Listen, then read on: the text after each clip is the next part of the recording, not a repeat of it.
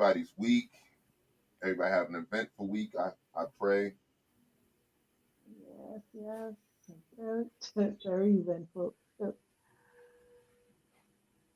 I had a pretty good week. Had a pretty good week myself. Yesterday was my wife's birthday, so kicked it with her all day yesterday. So Oh, happy Happy birthday birthday. to the queen. thank Happy you, thank birthday. you. I'll let her Yes, know. happy birthday. Definitely let her know. Appreciate y'all's good wishes. Yes, yes. Great wishes and long life and good health and all that wonderful stuff that comes and vibrating high. That's right. I say. Yeah, it was a fast week. I feel like it just slowed down. Once the new moon hit, it just slowed down.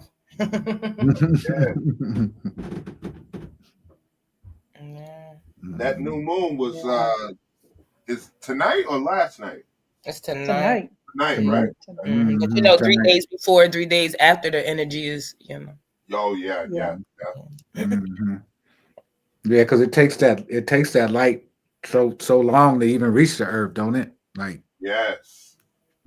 takes like I don't know how long it takes for that light to reach the earth, but it takes a minute. Yep, yep. Yeah. The thing is that's what they tell us, right? But when Mhm. you energetically tune in, sometimes Mhm. you feel that thing Exactly. immediately. You know when Mm, it hit. Mhm. mm. Good point.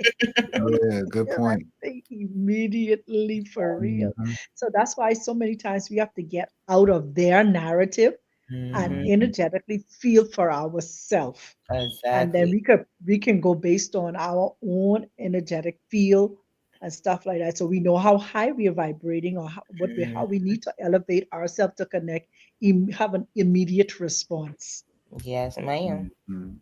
Yep. Mhm. Because I was listening to several different persons, and everybody has a different perspective, which in none of their perspectives are wrong because that's their perspective.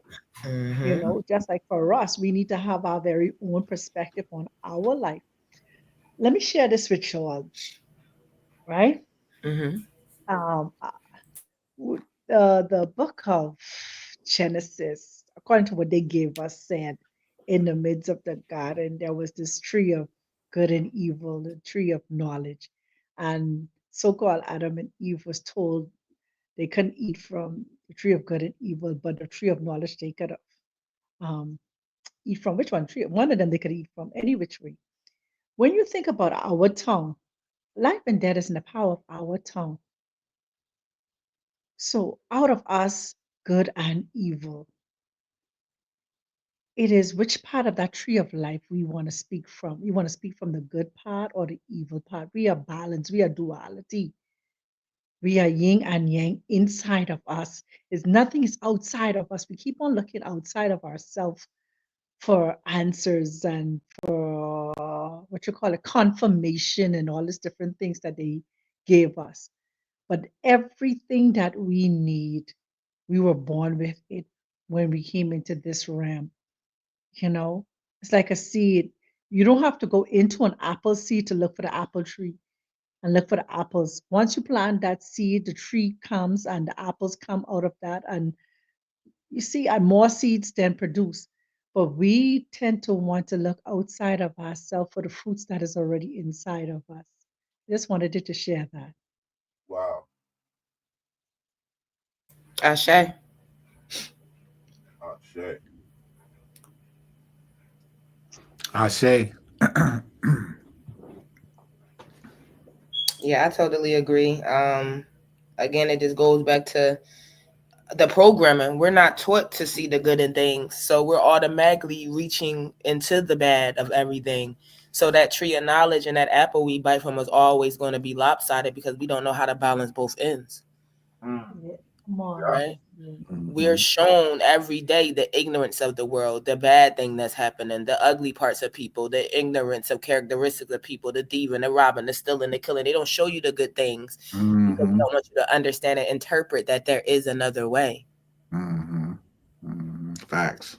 So yeah, I truly definitely agree. Like, and me reading the Bible more daily, I've been getting messages of the sacred messages of the Bible, and like you said, it's everything is within. We've been taught to seek outside. We've been taught to look up instead of looking in. So one of the biggest things, until we tap in, until we understand where source truly sits within us, we're just chasing our tails. Yeah, man, come on. Proverbial, what you call it, hamster, we are running in circles. Yeah, that's it. That's it. Yeah. I'm just so eternally grateful that the more we live in this world, in this realm, in this dimension, the more we open ourselves to learn, the more the better we become Yes. in seeking ourselves. And one of the things I'm learning now too, in the midst of it, is don't even looking at somebody else's course that they're running, because sometimes they taught us to be so judgmental and judging somebody else and condemning somebody else and all this different stuff. But what I'm learning is sometimes what we don't like in somebody else is a reflection of something we ourselves may be fighting unknowingly for ourselves. So there's a scripture that says, "Judge not unless you be judged," because for the same measure you judging somebody else, you will be judged. Same thing, That's right. That's right. Yep. you know. So we gotta be busy working on ourselves daily, daily putting our own spirits, our own thing up under subjection and working out our own vibration. We say working out our own soul salvation, working out our own vibration with due diligence. Right. Yeah, that's real talk. I remember my grandmother used to tell me when I was little. She used to tell me, "Boy, don't never point fingers, because when you point fingers, you got 4 of them pointing right back at you." Yeah. You know what I'm saying? So she always say, "Don't point no fingers." Which she's basically saying, work on yourself. When you point no fingers and saying what everybody else is doing, you know what I'm saying? Worry about what you doing. Yeah. Yeah, You know what I'm taking saying? those And I steps didn't that even somebody I didn't else. even catch it when I was a little kid. I didn't even catch it. Grandma was Yeah, putting game. Grandma was giving me game as a little kid. Like, boy, a don't point little no kid. fingers. Yeah.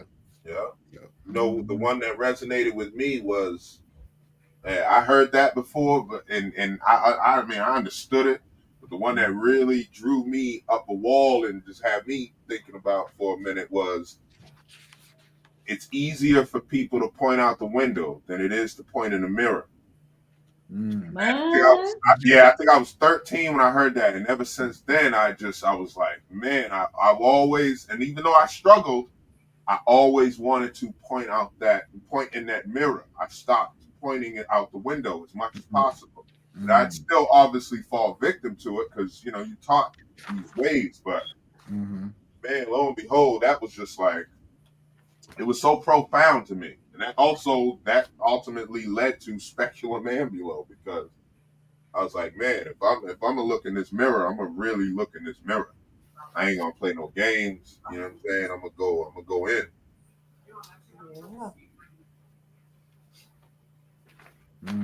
Yeah, that's powerful.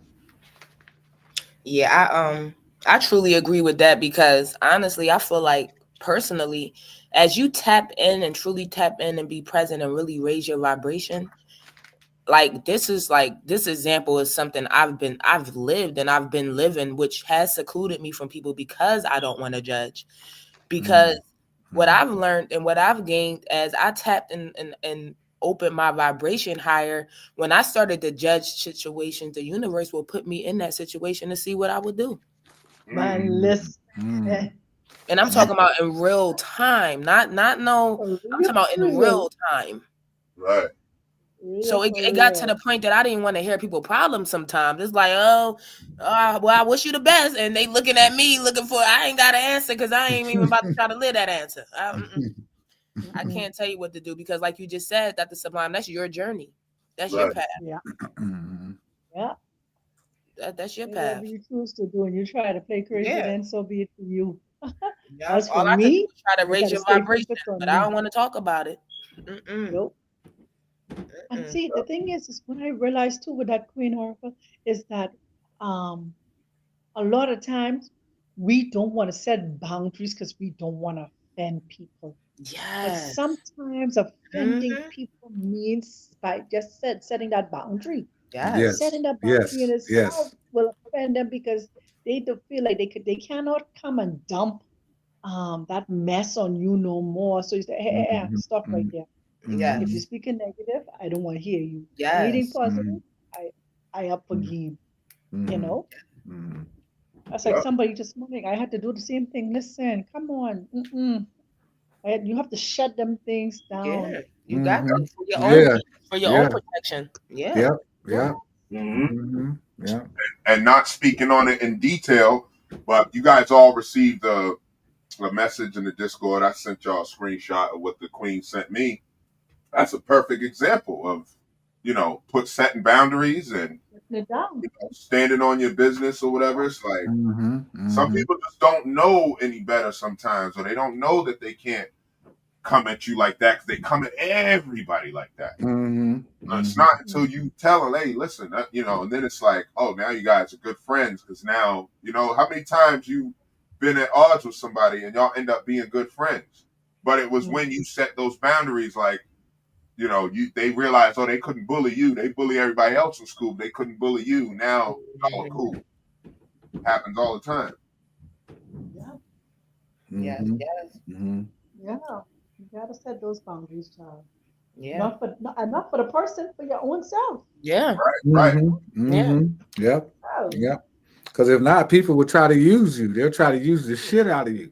And sometimes it's right. not even intentional though. Like Yeah. it's No, just not because how intentional. loving and willing and open your heart is that they know they can come to you. Yep. And Yep. because we're so It's open your that we don't know energy. how to set them boundaries, it's Mm-hmm. now us releasing and allowing somebody to deplete our energy. Mm-hmm. But that's the Mm-hmm. thing. Our Yeah. energy depends where you are in your walk, in your elevation. Your energy draws people.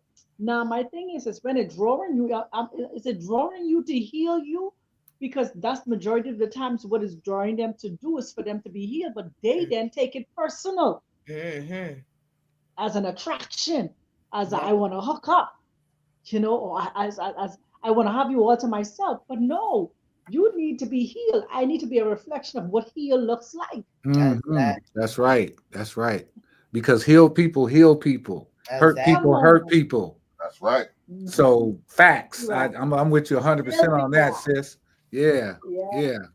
And we But you need know more. what? No, go ahead, sis. I was just gonna say though, like we say that a lot, heal people, hurt people, hurt people. But the main thing I learned about healing people is we gotta also know how and when to heal ourselves.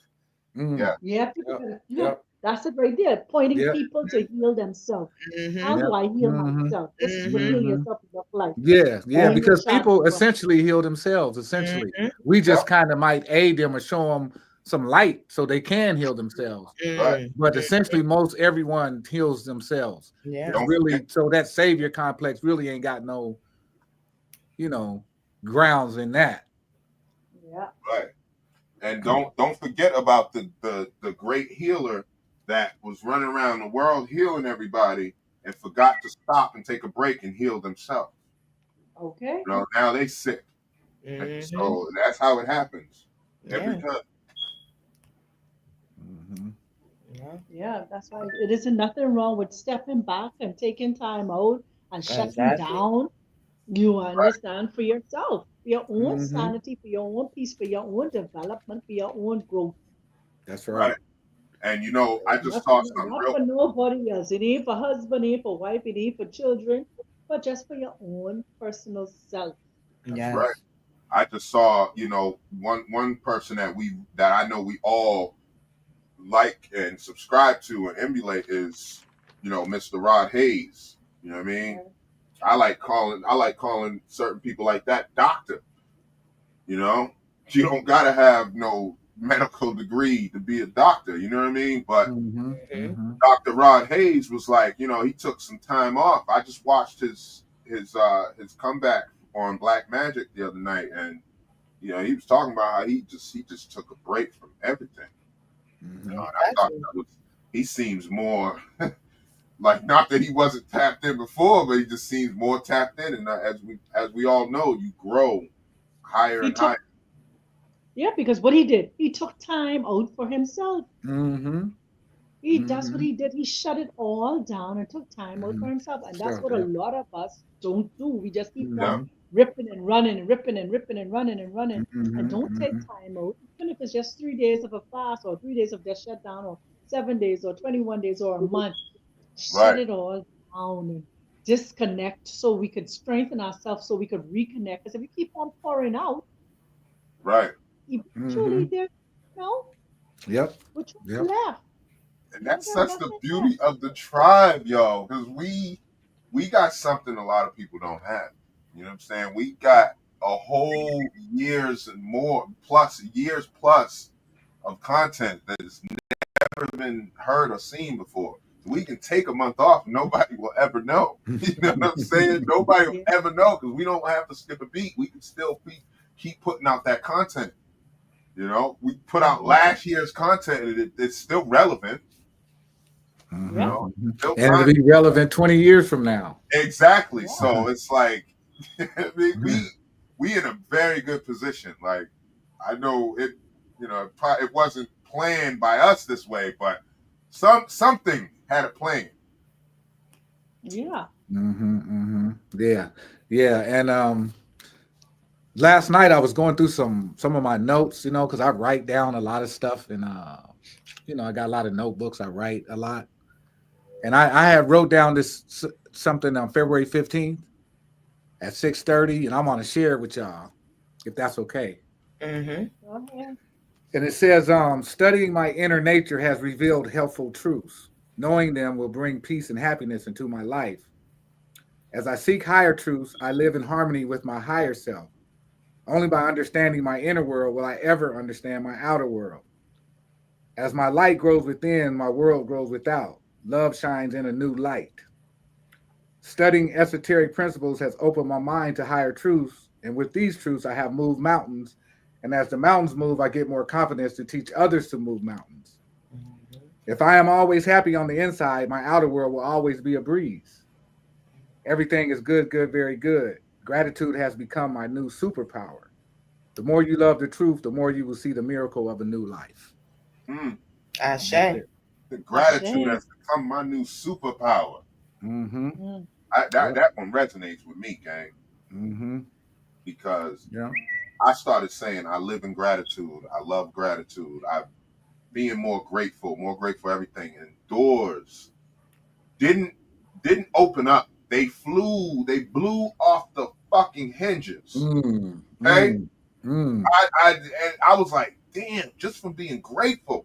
I was like, mm-hmm. man, I gotta tap into this a lot more. And so I have, you know, I've been grateful for so much. Things that I literally like I may avoid, but I was like, man, I hate this, that it's happened to me, and this, that. I used to dwell in that stuff. And then I was like, man, I'm glad this happened. I'm glad that happened because Mm-hmm. I Mm-hmm. I would have never known this. Mm-hmm. Mm-hmm. So I would have still been out there lost, you know, like even when I was going after like a music career and an acting career and all, like I wasn't meant to go there because it would have it would have had too much influence. And my ego I was don't. still flaring. This is what happens to a lot of these guys. They get, you know, become famous and they from where I'm from or whatever, and their ego just will not let them stop themselves from doing something goofy. This is why you got a lot of these guys going to jail. Like you famous, you got all this money. What the hell you going to jail for killing somebody or doing something? It's because you didn't learn this stuff before you got your dreams or your riches or whatever, your status. And so I'm grateful for everything because I would have fucked up. I tell people that all the time. If I would have been in the music industry, acting or anything, they would have tried me, or I would have woke up feeling, you know what I'm saying, knowing that I was drugged or something, going to whoever's house it was. It wasn't, you know what I mean? I was gonna be on the news. Because that's how I operate in that time. You see what I'm saying? Now I just avoid, no, I'm not going to your party pop. Sorry. Not gonna happen. So I won't have to go to his house and do nothing to him. See what I'm saying? But I know I would have fucked up. Mm-hmm. I know I would have. There's no way I But could the have thing, woke up with my pants down or feeling drugged or, you know, you trying me or doing something like, you know, how he touched Mike Tyson's thing on live TV. On live TV, he would have got knocked out. Now I'm messing up my career. You see what I'm saying? I would have Will Smith him. Slapped him right on the Oscars. Like that's that. I know that was my mentality. So it's the universe knew best. It's like, nah, you can't go this way. And it didn't matter what I did. I kept getting deterred. I was like, why can't I? I'm watching everybody else get into the game, music industry, this, that, and third, and I'm like right there, but I can't seem to. And now it all makes sense because my mind wasn't right. It was to say that your mind wasn't right, that just wasn't the directive, because maybe not because we want something necessarily means that the universe is going to yield it to us. Remember, like say we put a direction in the GPS. Once you put the coordinates in the GPS and you're heading in that direction, it will tell you in 300 yards, turn left or whatever. You miss the turn. Then what happens? It tells you rerouting, recalibrating. Yes. And so sometimes that's the direction we are headed in, but we have to be rerouted and take another direction. We're still going to accomplish the things that we need to accomplish, but we have to be rerouted and redirected to take that same energy, that same wisdom, that same knowledge, and we're still giving it out, but not in those various platforms that we thought was the area that we were going to head in and stuff like that. You understand? Because let me use myself for an example. I was on that trajectory to be a model and stuff like that. Ford magazine and stuff like that. I was there in New York in my young years. But then when I saw behind the scene and the pressure, listen, I pack up my Georgie bundle and I said, this ain't for me. This was not for me, you know. And I was just saying, I saying it's not for me. That I could say now, I said I was my higher self saying, listen, if you go down this road, you could be addicted to drugs. They can pass you around from one place to the next place. So this is not your upbringing. This is not how you was brought up. This is not the place for you. This is out of your league.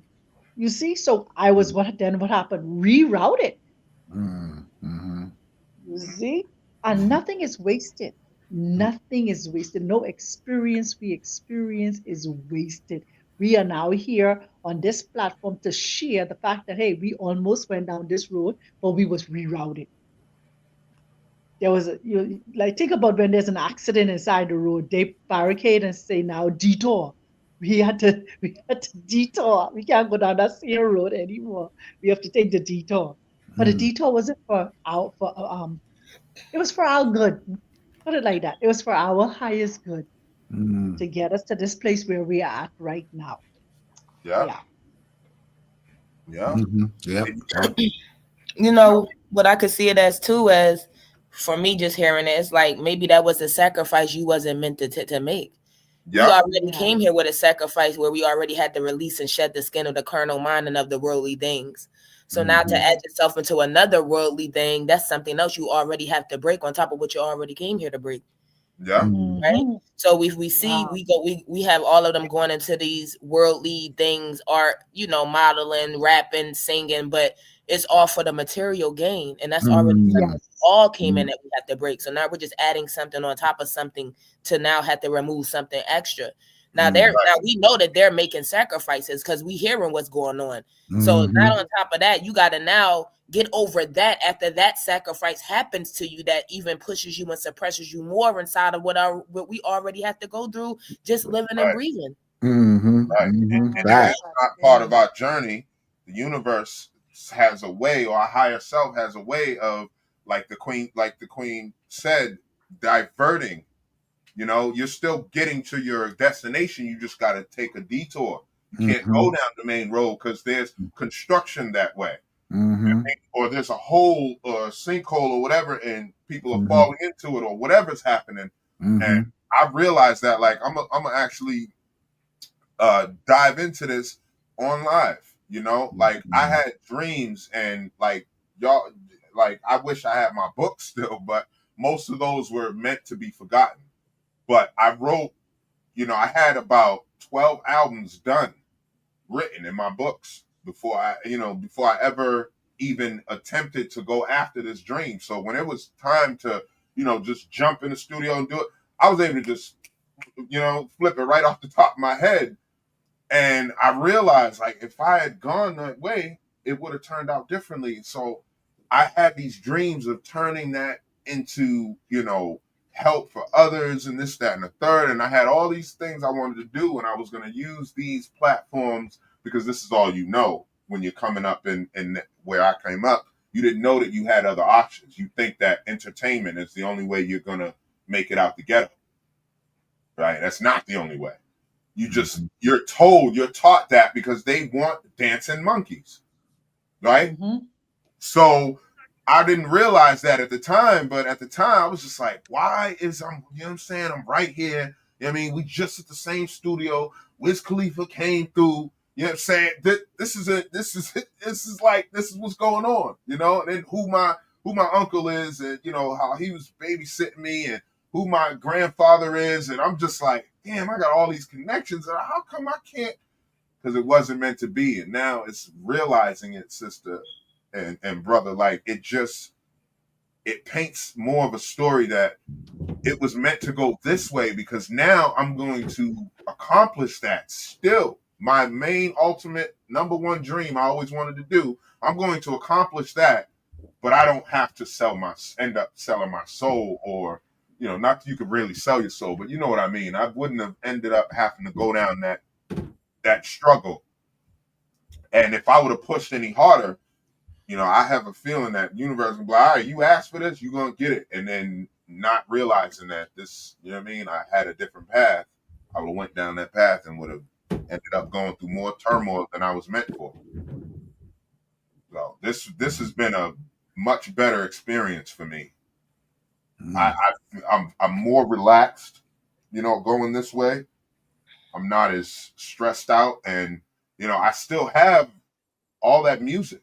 And it's crazy how that music's still relevant. It's timeless. It was timeless then. And there was a few people kept telling me, a lot of people that heard me said, the world's not ready for you. Right. And there was some songs I had to put out. I wasn't planning on ever putting out because I was literally exposing the establishment. This was at 13 years old. I'm exposing the establishment for what they are, what they do. You know what I'm saying? And like, I was already into like Illuminati being, behind a lot of things. I didn't know it went deeper than that, but at the time it was Illuminati, government, all this, whatever, Caucasians, that was the enemy at the time. And yeah, lo and behold, when you start to get more clairvoyant, you start to actually find yourself and find your truth, you start to realize like, oh wow, I would have went down that path, would have sucked. Like I would have had, money or whatever, the status, the fame, but that path would have sucked. Right, that path would have made you the enemy. Yeah, right, exactly. Thank you. Because I would have been so pissed off, I would have been so hurt, and I would have just ended up doing it to somebody else anyway. No, because look at it, right? We was taught that the white man was the enemy, but yet when we talk about the celebrities and all them that's pushing this rap and this hate and pushing us to drink and do all that, you don't realize they're the enemy too. They're being paid to play with your mind and make you think that this is normal to keep you in a low vibrational state. The people that's the same color as us is the enemies too. It's not just one color. Yep, that's right. Fact.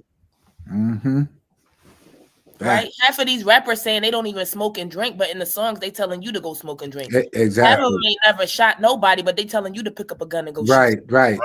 And all their kids go to private schools. Yeah. You know what I'm saying? Yeah. So they already pushing some bullshit. Exactly. And then they coming out telling you we get paid more to say these things. Yeah, to say these things. Yeah. So how can we just keep saying we have one enemy out here? Exactly. We got a couple enemies. It ain't just it's not just one color. Yeah, right. And we got ourselves as an enemy too. Yeah.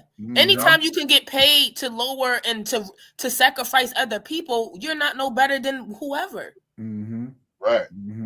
That's why I love some of the people that's out there that's not subscribing to that. They don't care.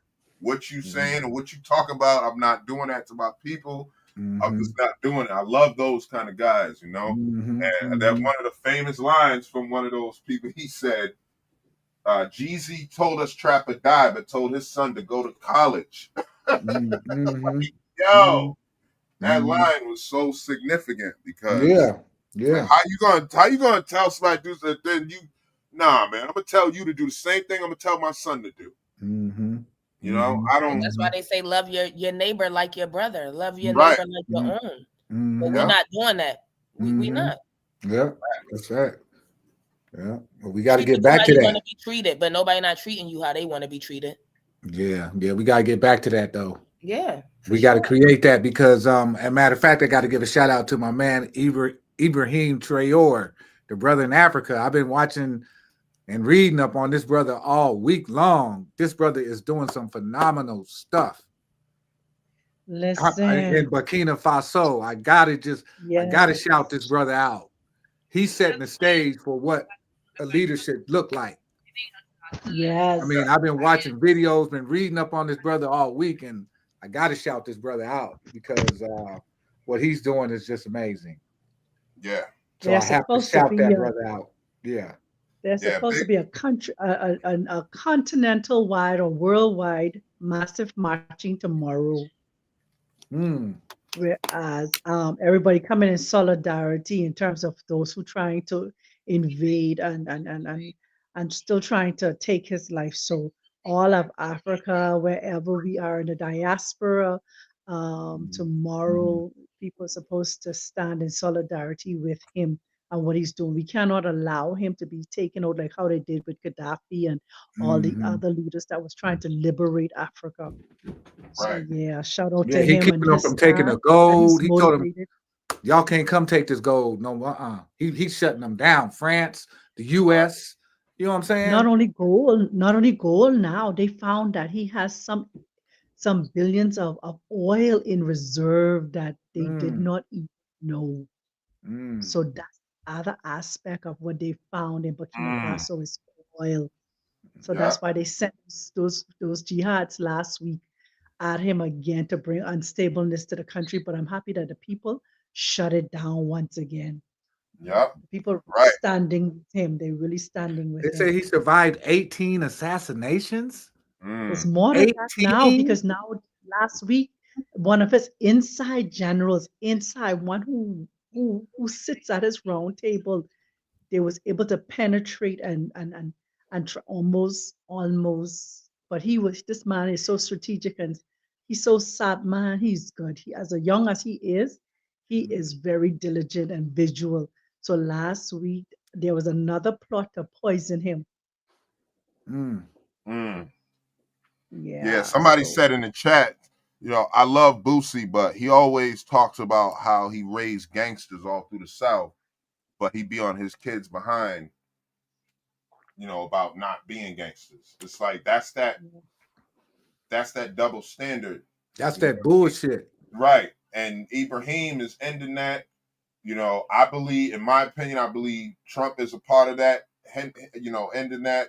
I believe these people are vessels that are, you know, this spiritual awakening is happening all over the earth, man, and the earth is waking up. That divine feminine is getting back into that seat of power. You know, they removed or blocked out that divine feminine energy and made everything masculine. Everything was masculine.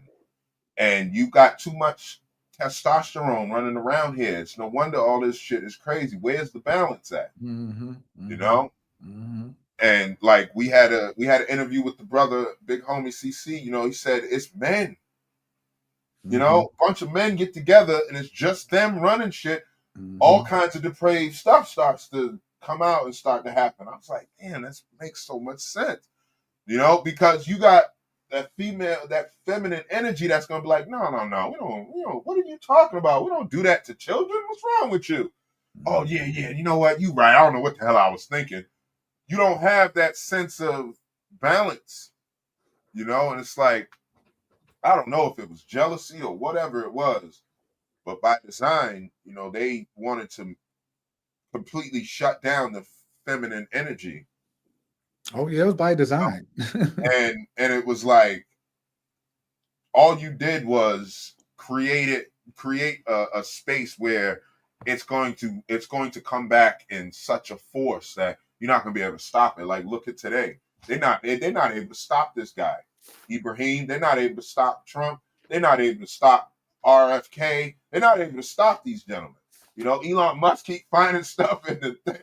Oh, they got this happening over here at the Drug and Food Administration, and they got this happening over here with these guys. Like they're just exposing everything. It's like, how else are we gonna get to these other planets? Like my brother said today, he said, "Man, I want to see some other planets with purple grass and blue grass and purple skies, and you know what I mean? Like that's just how the planet is." And like we're not gonna get there. We're not gonna be able to travel these spaces, or our kids traveling these spaces, if we're living the way we live in now. You know, fighting and at each other's throats, and you know, let that be how some people want to operate. But the ones who want to operate in the space of life, you know, and abundance and prosperity, then please join us, you know. Or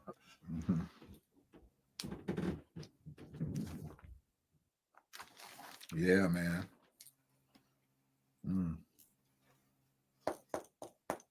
because it's difficult when we have all these different dynamics playing on us. We have a lot of different aspects of the world happening, a lot of different people making up the world, and you know, everything's not going to be perfect, and we have to have the polarity anyway. It's like it's all about what you want to focus on, like Queen had said earlier. It's all about choice. We got the light and the dark in us, you know. And if I didn't realize before, it was, you know, if I didn't realize in time, I would have went completely dark, and it would have been, oh, it just is what it is. Like I think there's so many people that's living that life right now. It just is what it is for them. And like we may say, oh, that's evil or that's bad, but it's not bad when it's normal to you. You know, you take a toxic relationship and you grew up watching your dad hit your mom or vice versa, and all you grow up and all they see is arguing. Like you, in your subconscious mind, you believe that's normal, even though soul in your heart, you're like, I don't want to do this. This shit sucks. Drained all my energy. The house is torn up. You know, it looked like a tornado came through here, or Tasmanian devil, and we just fighting and arguing, yelling and screaming at the top of our lungs, and this, that, and the third, and you don't want it, but you're still engaging in that because that's what you witnessed. You know, so I honestly believe it really comes down to choice.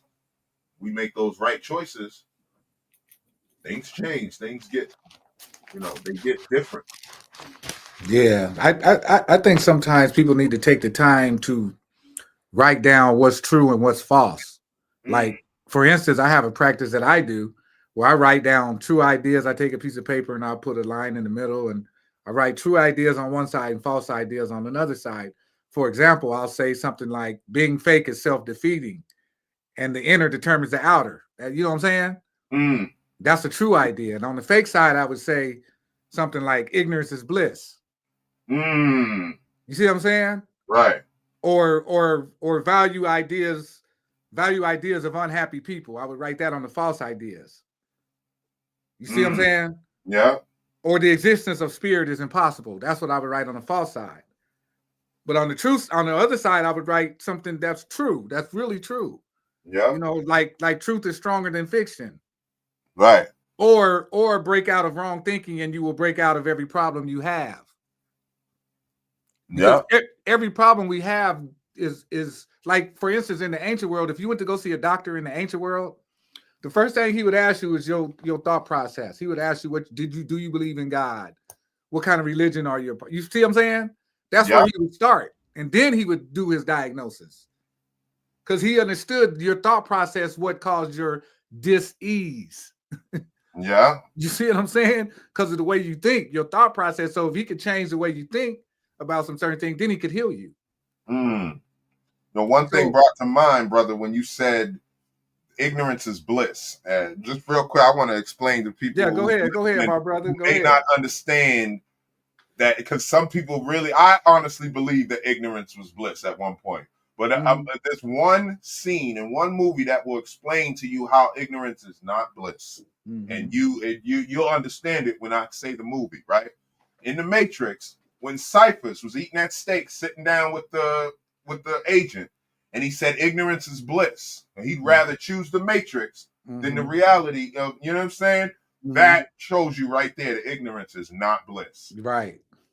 That is, it's not. You know, it just because you didn't know doesn't mean that, you know what I mean? That saying only goes but so far. But people will use that to like solidify them staying ignorant. Right. You know? Like one false idea I had when I was growing up, taking advantage of others for my own benefit was cool. Yeah. Right. Oh, yeah. But that's a false idea. If that's, you know what I'm saying? But to some people, that's a reality. Yeah. You know what I'm saying? So yeah. So that's why I take the time. Sometimes I just take a piece of paper, man, write it, and I put down true ideas and false ideas. And I think if people take the time to do that, they can find their true self. Yeah. I like what Motivation Imperial said in the chat. They can't stop it because it's part of the new world order. Peace is the order in the age of Aquarius. This is written. Facts. Shout out to Motivation. Yeah, shout out to that. Yes, sir. Shout out to him, her, whoever. Yeah, that's some facts. You know, this age of Aquarius, man. Yeah. And we got a very powerful Aquarius on our team. You know, shout out to the Sister Empress Oracle, man. That is like, you know, we got that edge. Yes. But yeah, they can't stop it, man. They and that's what I was thinking. Like when this first started happening, I first was like really coming to, and you know, like my eyes were still blinking, and I'm still wiping the sleep from my eyes when I'm actually coming to this information. I was like, how is it these people are not being rifled, you know what I'm saying, from a mile away? How are they not getting their heads blown off? You know what I mean? I was like, man, Dr. B, you know, even like 19 Key, you got Billy Carson, you got even some like David Icke, you got all these people. I'm like, how are these people not getting their head blown off? It didn't make sense to me at first. It was like, yo, I know that's how these people operate. And then as I got into it a little more, it was like, oh, we got divine protection. Okay, this all makes sense now. Because history shows us, you know, it don't matter who you I was gonna say Marcus Garvey, but they killed him politically. But you got, you know, people like Frederick Douglass and Marcus Garvey who they'll kill politically. You got people like, you know, Nat Cole who they'll kill just because. You got not Sinke. I'm thinking of the wrong. He didn't get killed. They sent him back. I'm getting my stuff confused, but y'all know what I'm talking about. You know, you got like Martin Luther King, Malcolm X, you know, JFK. You got these people who are being assassinated just from the ideas and ideologies and the words that they're speaking. And it's just about liberation to the people, you know? And now we're seeing like, this is no longer happening. They're not able to get these shots off the same way,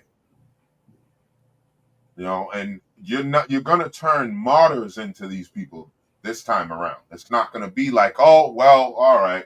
Well, we thought we had that. That's what people did in the 60s. As soon as we lost Malcolm X and Martin Luther King, well, we tried. That's what it feels like. You know, it was like, nah, that was done for a reason. Yeah, but for me, I don't mean to interrupt you, Spec, but for me, Malcolm X was different because Malcolm X stood in front of his killers and looked them in the eye, bro, and didn't blink and just took them bullets in front of his family. So for me, that was something different. Yeah, We ain't never seen no black man do no shit like that. yeah, no, and You know what I'm saying? So what did he? Jesus did it. Huh? Jesus did it. Right. Right. But I'm saying, you know what I'm saying? But Malcolm, the way he did it, you know, was just, to me, was different.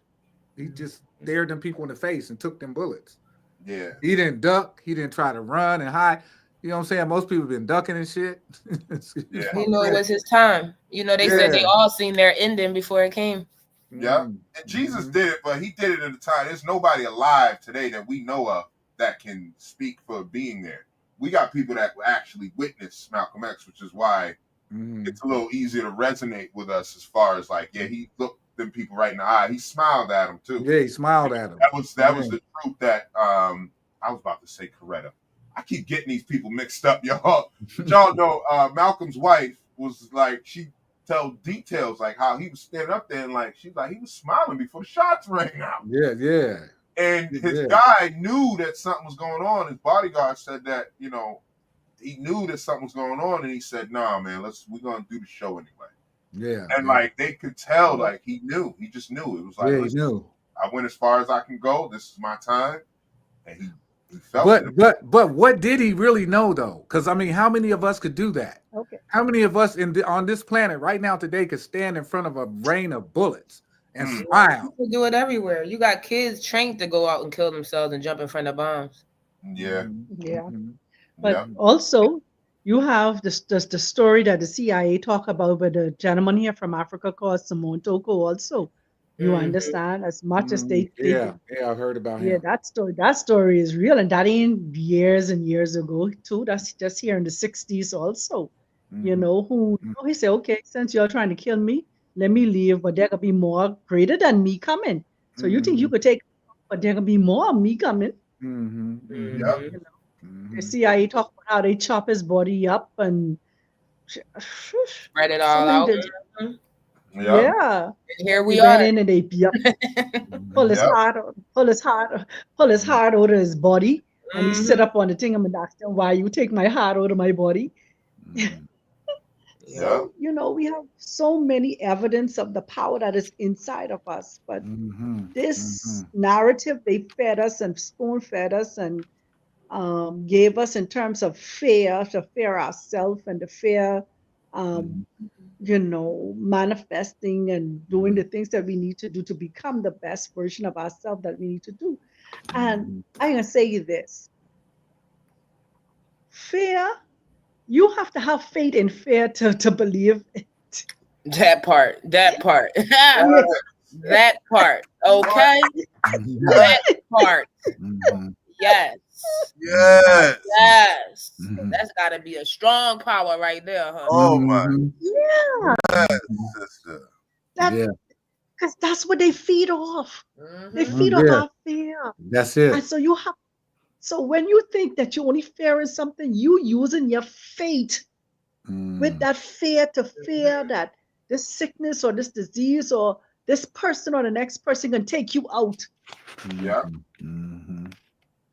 Hey, man. Damn. People get mad at me, like I be around and they be like, yeah, because you know fear. I like, yeah, I don't fear nothing. I don't believe in fear. They be looking at me like, I don't fear anything. That's right. That's right. Not even death itself. I don't. There's no such thing as death.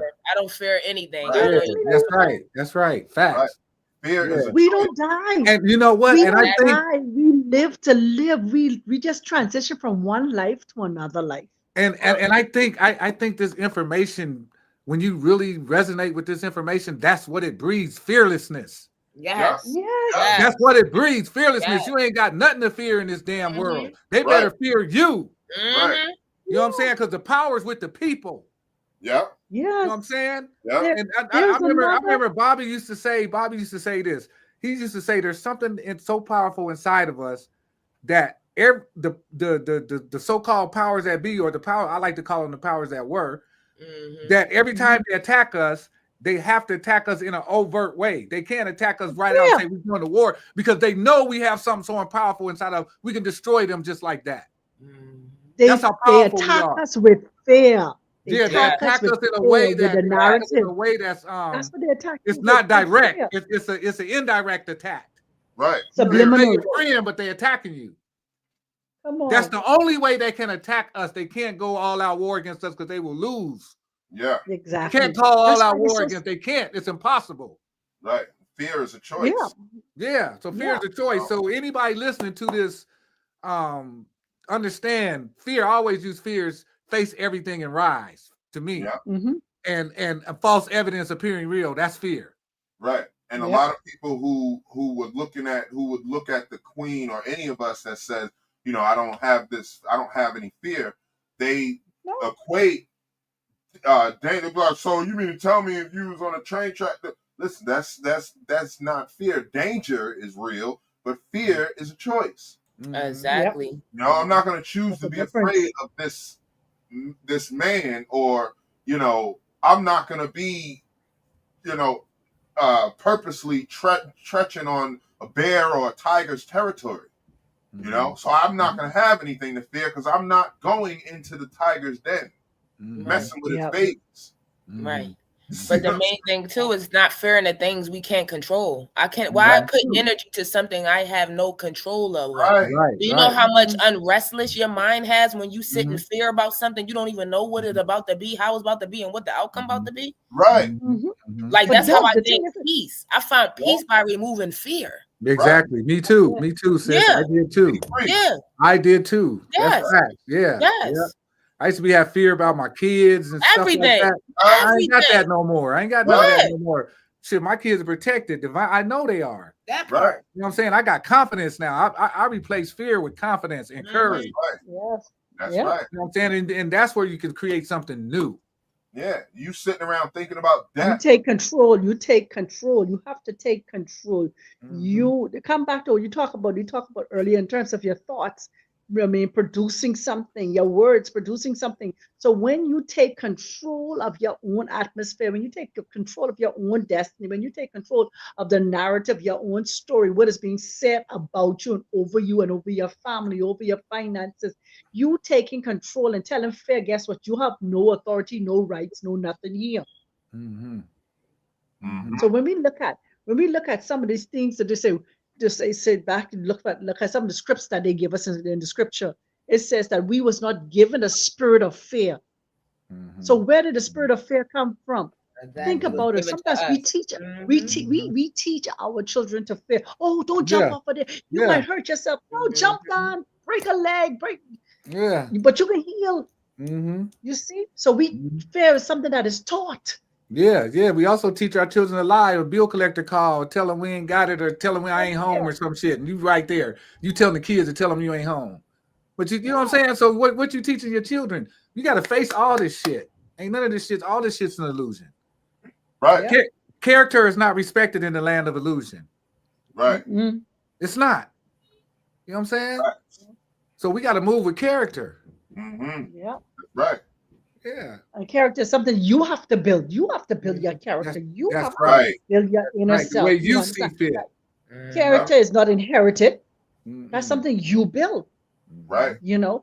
That part. I want to share something else with you all. If you don't There's build there's a young society will lady. build it for you. That's right. Yeah. Oh yeah. If you don't know your worth, somebody else will tag a price on you. Mm-hmm. Sure will. Yeah. Quick. Yeah. They will tag a price on you. You know, there's another young lady. If you could Google her name is Kim Pavita. She's from Angola. She was from Angola. Mm-hmm. And the same thing, the colonizers came and they wanted her to bow to them and be Christianized, and she refused.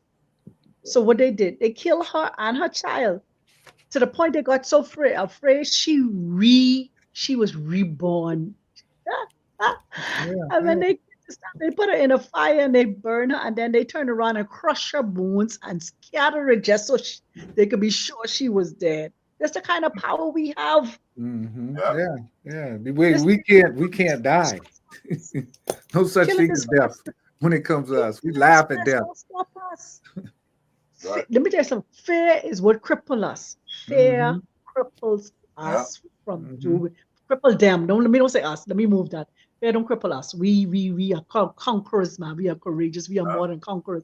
But fear crippled them. Let me put it out there. Yeah. Fear crippled them, not Facts. us. You understand? And because fear crippled them, they're unable to produce and do the things that they want to do.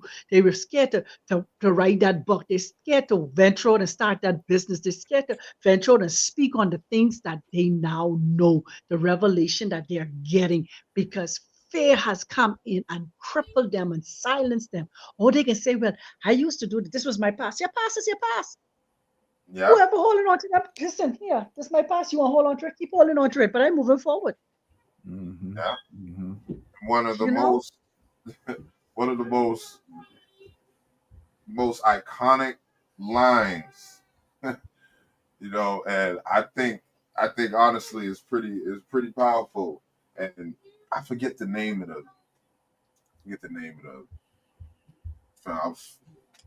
it'll come back to me. It'll come back to me. I apologize. That's okay. That's okay. But why are That's you okay. thinking That's about okay. that? No, go ahead, sis. No, you go ahead. Go ahead. No, I was just yield. gonna say why Speck is thinking about what he was thinking on. What I was thinking about was a saying in the movie Gladiator when he told him death smiles at us all a man could do is smile back. Mm. You know what I'm saying? That's what he the dude was telling he told the emperor, the emperor was Yeah. was telling him death smiles at us all. Right. And all a man could do is smile back. Like we You don't fear reminded death. You know what I'm saying? We just smile back. You see what I'm saying? I'm glad you said that because What's that reminded me of what I was gonna say. So Okay, do y'all cool. remember the scene in the original episode 4, New Hope, Star Wars, when Obi-Wan Kenobi looked right into what his evil was, Darth Vader. He said, if you strike me down, I shall come more powerful than you could ever imagine. And that line spoke to me. Even then, I didn't know why until now, but that's a true fact. When they strike us down, all you do is release us into our our actual true form, which is more powerful than they could ever imagine. That's why they Exactly. scatter our body parts and do all this Exactly. crazy. Yeah. So why fear that? Right. Why fear? You should embrace that. Mm-hmm. You know what I'm saying? Because like everything has a beginning and an end. So when the human body ends and the soul, like I said, has been putrefying and fermenting and all these things for millions of years, it turns into something else. It's ready for a new reality. This reality because we got worlds inside of us, primal worlds inside of us that existed, pre-existing worlds that have existed and gone inside of us, bro. And we got futures, worlds to come. Yeah. Inside of us. That's right. So we worried about this little 3D bullshit reality? Yeah. Please. And you know, that interview with the alien kind of confirms that. You know, I was watching it, it makes more sense. It's like, you know, no, we're not from a different planet or anything. We're from a different time. We are you.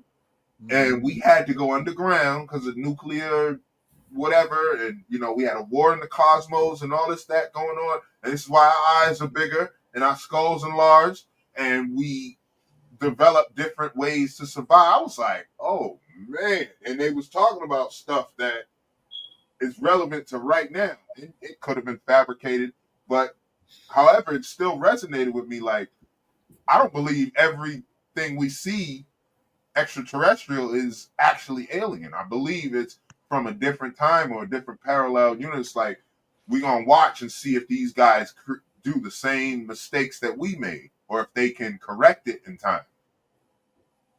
You know, well, alien just means stranger. Right. Yeah, I was going to say that, Queen. I was going to say that. I was going to say, let's break that word down. Alien just means okay, stranger. but check this out. We're going to break that word down right here for a second. We got the word extra first, right? Yeah. Extra means what? To add on to, right? Yeah. Yep. Then we got the word terra, right? Yeah. And terra, all that means is earth, right? Earth. Yeah. Then we got astral, right? And all that means is the stars, right? So, to something extra to add it on the earth with stars. Yeah. That's us. That's us. We the fuck, excuse my French. We the extraterrestrials. Yeah. Okay. Right. Break that word. We gotta learn how to break these words down. That's right. us. And then remember, the earth stretched far. It's places on the Yeah. earth that we never touch, but it's not to say other aliens, aka strangers, are not living amongst those parts of the land. Right. Facts. Because every time somebody go across that ice wall, they see something that we've never seen before. And they got and there's stuff right here. I got a book. There's stuff right here in the USA there's a lot of nocturnal beings that come out that ain't really been verified or documented that exists here in America. Oh yeah. Exactly.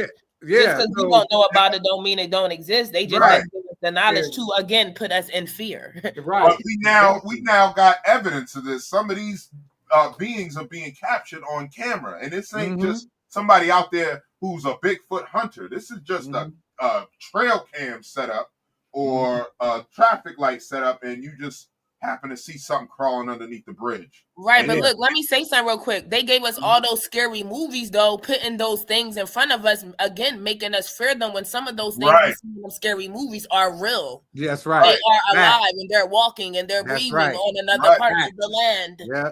And most of them don't mean us no harm. No harm, right? Exactly. Yeah. Exactly. Yeah. They want us to fear these creatures, or especially the alien thing. That alien agenda, man, they really pushing that hard. And they don't want us befriending them. Exactly. They gain knowledge from them. Yeah, gaining knowledge. They don't want that. Mm-hmm. You know what I'm saying? They want that hologram that they're planning to have this fake invasion and this fake war and everything. They want that to actually play true in our mind, which is why they paint these stories. Damn near every alien movie you see, it's them coming to attack us and kill us. And why they ain't did it yet then? Right. Yeah. It is all about insinuating fear inside you. But then think about this. If you go to a land that you was not born in, like say how I'm here, they call you an alien. Exactly. An illegal alien. You understand? They call you an alien. And so you see what I'm saying? So if I come to America, I'm an alien. If I go to Barbados, I'm an alien. But when I go to Bahamas, I'm gonna be an alien. I'm a native. I'm a native. Right. So that's just basically what they use the word to put terror, fear inside of us. There again, fear mongering. There again, you understand? So good. And that's how they drain energy. Because I don't know if y'all remember that movie Monsters Inc., where when a little kid would scream, they would get the energy from the little kid. Yeah. Y'all remember that? They would fear. They were scaring the shit out these children, and these children would produce something called loose. But guess what? They would store it in these little. That's what they doing to the adults and the children over here. Yeah, exactly. That's adrenochrome. What they call it, adrenochrome or something like that. They take from the children. Yeah. Today they still doing that. When they kidnap these children and you find these children missing, they fear them. They develop this adrenochrome or something inside of them that when they draw it out of them, it keeps those persons the elite who could afford it, keep them looking young. Yeah. And they get high off of it. They get a high off of it when they get a high off of it. Did y'all notice this about the movie too? That when that monster and that child came together, they was able to overcome the oppression of that whole system. Of what was happening. That's right. You know what I mean? So that's what they do. That's why they paint the monsters. That's why Bigfoot runs from us, and that's why we run from the things we see, because we're not communicating. Even though, how come Bigfoot, every time we see a video of him, he's peeking around the corner? You don't think he wants to communicate, or she? You know what I'm saying? Like, it don't make no sense. Every time you see a video of any of these creatures, they're not attacking. They're just looking, when peeking around the corner. What's up? What's this person going to do? They fear us because they've been taught to fear us, and we've been taught to fear them. Or they know better, and they're like, listen, I know this is a trick. I'm going to see if I can talk to this person. And as soon as we get, oh my God, what was that? The thing disappears back behind a tree or something, vanishes, and then we get to running. So I'm watching these videos. I'm like, wow, they're really painting this narrative. Because if we start communicating with each other, we're going to start, and I believe the Sasquatch is interdimensional. Because how you see this thing right there in the tree, and the tree is too small for it to just disappear behind. And then one brave person recording actually went behind that tree and there was nothing there. Mhm. You know, so we see a lot of this going on. It's like we could be interdimensional, we could be traveling different, we could be talking with different beings, but instead we're ruled by fear. And then we're Yeah. told not to go in certain areas because they know some of us, like us, we gonna go and let me go say hi to this being. Let me find out, you know what I mean? Mm-hmm. Yeah, look what they putting in our face with Godzilla. Yeah. Godzilla's destroying the Matrix. Every time you see him, he's tearing down cities. Yeah. You know what I'm saying? But they trying to make us think it's evil or something evil. Godzilla's destroying shit. And look at his name. Why would you call anything that's evil a god? And not to mention, did you notice Godzilla doesn't really harm the planet, doesn't harm people. It just only the people who was The cities, oppressive in the cities. They get the Matrix. harmed. He's They're destroying right. the Matrix. Exactly. Yeah, he's destroying the Matrix. Yeah. That's exactly what he's doing. Yeah. I love how some of the movies actually depict him as more of like a hero. You know, like the one of the new ones, they call on him to help with another creature they're dealing with. And Yeah. Kong had to work together to destroy this thing that was actually out to. And I was like, man, it's the symbolisms and the significance. You know what Godzilla symbolizes though? The Kundalini. Yeah, that's right. The Kundalini energy. You right. You sure right. You sure right. The shedding of your skin, the taking off the carnal mind, removing the emotions, and like you said, breaking out of the matrix, breaking into reality. That's what it is. Because I forgot about that part. Right. Yeah, you sure right. Yeah. Whenever I see a lizard, I know a lizard has to shed its skin, and that's what we have to do. We have to shed these things of the world to rise. Right. Yeah. Because Queen, we was talking about it right before we jumped on the live, that you know these feelings, these emotions, like we have to let these things go. We have to let it go. That's why you got like, and I was telling my wife too, it's like that's why you have all these spirits that just keep hanging around in clubs and stuff like that. You know what I'm saying? I was talking to Jay Hooks about it too. It's like the energy that's around the clubs and the bars and stuff like that, those spirits don't want the party to end. They're so attached to the party, they don't want it to end. This is why they gotta go to the after party. They gotta, see if we can drink again and go out again Friday night. Like, bro, I'm exhausted from last night. It was a good time, but let's give it a rest. And some people just don't ever want the party to end. This is how they end up chasing that dragon.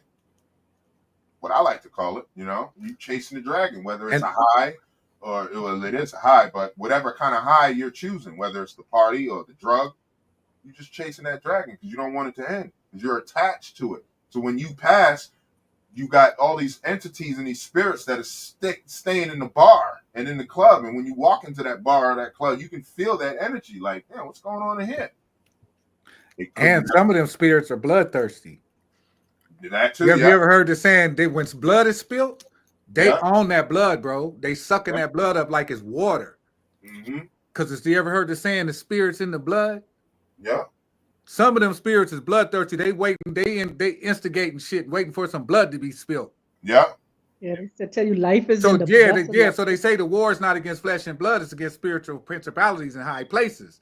Right. So a lot of times you got spirits instigating shit. They waiting for some blood to be spilled. That's right. Yep. So they can suck up that blood. They can suck up the energy in that blood. And they sitting inside that bottle too. So once you crack that seal, you don't ever want it to end. Yeah. I go get another bottle. Yeah. Really? You ain't drizzed enough? You ain't drunk enough? Yeah, man. So yeah. Oh, you got all kind of spirits that hang around, them low vibrational spirits waiting on somebody they can jump on. Somebody coming around thinking with a low vibrational thought, and they can attach onto that real easy. Oh yeah. And you know what I'm saying? You know what I'm saying? You got a down spirit. And that's what was so significant about that movie we just watched. Jay Hooks and I was just discussing it. I just seen it the other day. Invited in. Yeah, They I just have saw to be that movie. invited in. You have to be invited in. Right? And so you invite them in with Yeah. your actions, with Yep. your Mhm. words, or with your, you know what I mean? Mm-hmm. With your vibration. Yeah. And like, because you man, remember the first one that came in. You remember the first girl that got in. yeah, You remember they was able to get to her first. right, Because they turned them away. They was like, nah, y'all can't come in here with that. right. You know what I'm saying? When they turned away, then the one girl went out there and started talking to them. They start playing, and then she came back in. They got her ass. Bam. Yeah, You know yeah. what I'm saying? And she was Like, able to get to the brother. That was right, right. And she was able to come in. Yeah. She was able to get in then. She just needed to be invited. That's and it. It's like we invite these spirits when we have those low vibrational frequencies. Exactly. That frequency is going to align with the frequency that and they can walk right in. They could walk right in. You know, walk right in because a lot of these spirits they waiting on a body. They like these people got bodies. They don't know what they got. They out here getting drunk and using drugs. They like shit. I could get that body and do all kind of shit with that body. Yeah. It's like motherfucker, you out here wasted on dope. What? Yeah. You know what you got? They be like, you know what you got? Yeah. You know what I'm saying? Yeah. This shit is real. People don't know, man. This shit is real. The war ain't against flesh and blood. Yeah, I honestly think there's some kind of drug or something that's going around that's unbeknownst to the public, and this is just something my spirit was telling me, and I don't know if it's right or not. I'm gonna speak it out on live and see how y'all feel about it. But I'm seeing a lot of different cases where these random people are walking up to other random people. They don't know him from a hole in the wall. Like this one guy was just at work. He's working on the the little electric boxes that are on the sidewalk out in the street, and he's working on the little electric box. And this guy just came up with a hatchet and damn near severed his head off. You know, like he lived for a couple of days and he ended up dying from his wounds, but he severed the base of his neck, his spinal column, like from his. You know what I mean? I was like. Then the guy he didn't really realize what he did, and this has been going on. Like, and people look and be like, "Oh, this person's just evil," but I think they're it's somehow getting these people to ingest something that turns you into a robot zombie type, and you just go and carry out these malicious acts. And then when you come to, you like, wait, what? I did what? You can't even believe it. And now you going crazy, and they're putting some of these people in mental institutions, some of them going to jail, being put to death, and it's like, y'all did this. That's what it seems like. It seems like they intentionally put something ingested something into these people, and they went out on a rampage and just did something crazy. And I'm like, it's being caught on video and some more stuff. I'm like, what the hell is going on? I'm looking like.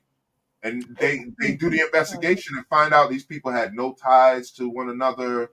There was no previous altercation or anything. They didn't know. They just found some there go a guy right there. He's not paying attention. Let me come up with this hatchet. And one guy came up with a hammer. Another person had some other type of blunt object. They just hitting people over the head for no reason. But you know what? I kind of think you kind of watch what you pay attention to as well, because there's a lot of distractions going on out here. Like, I just found out that the guy that supposedly the brother what's Carmelo Anthony that supposedly stabbed the white guy, I found out that wasn't even true. That was all a fake. That was a big fake. It was a big fake. So a lot of stuff they're doing these days, they're doing just to get people's attention, to get them off, get them distracted off whatever they got going on. Yeah, they're trying to get y'all out into the streets. That what they're trying to. Trying to start a race war. They're trying to start anything. Trying to get people out in the streets. Like the Queen said, they're trying to get people out in the streets. They're trying to get all kind of. They're trying to start race riots. They're trying to do everything because they know what's coming, bro.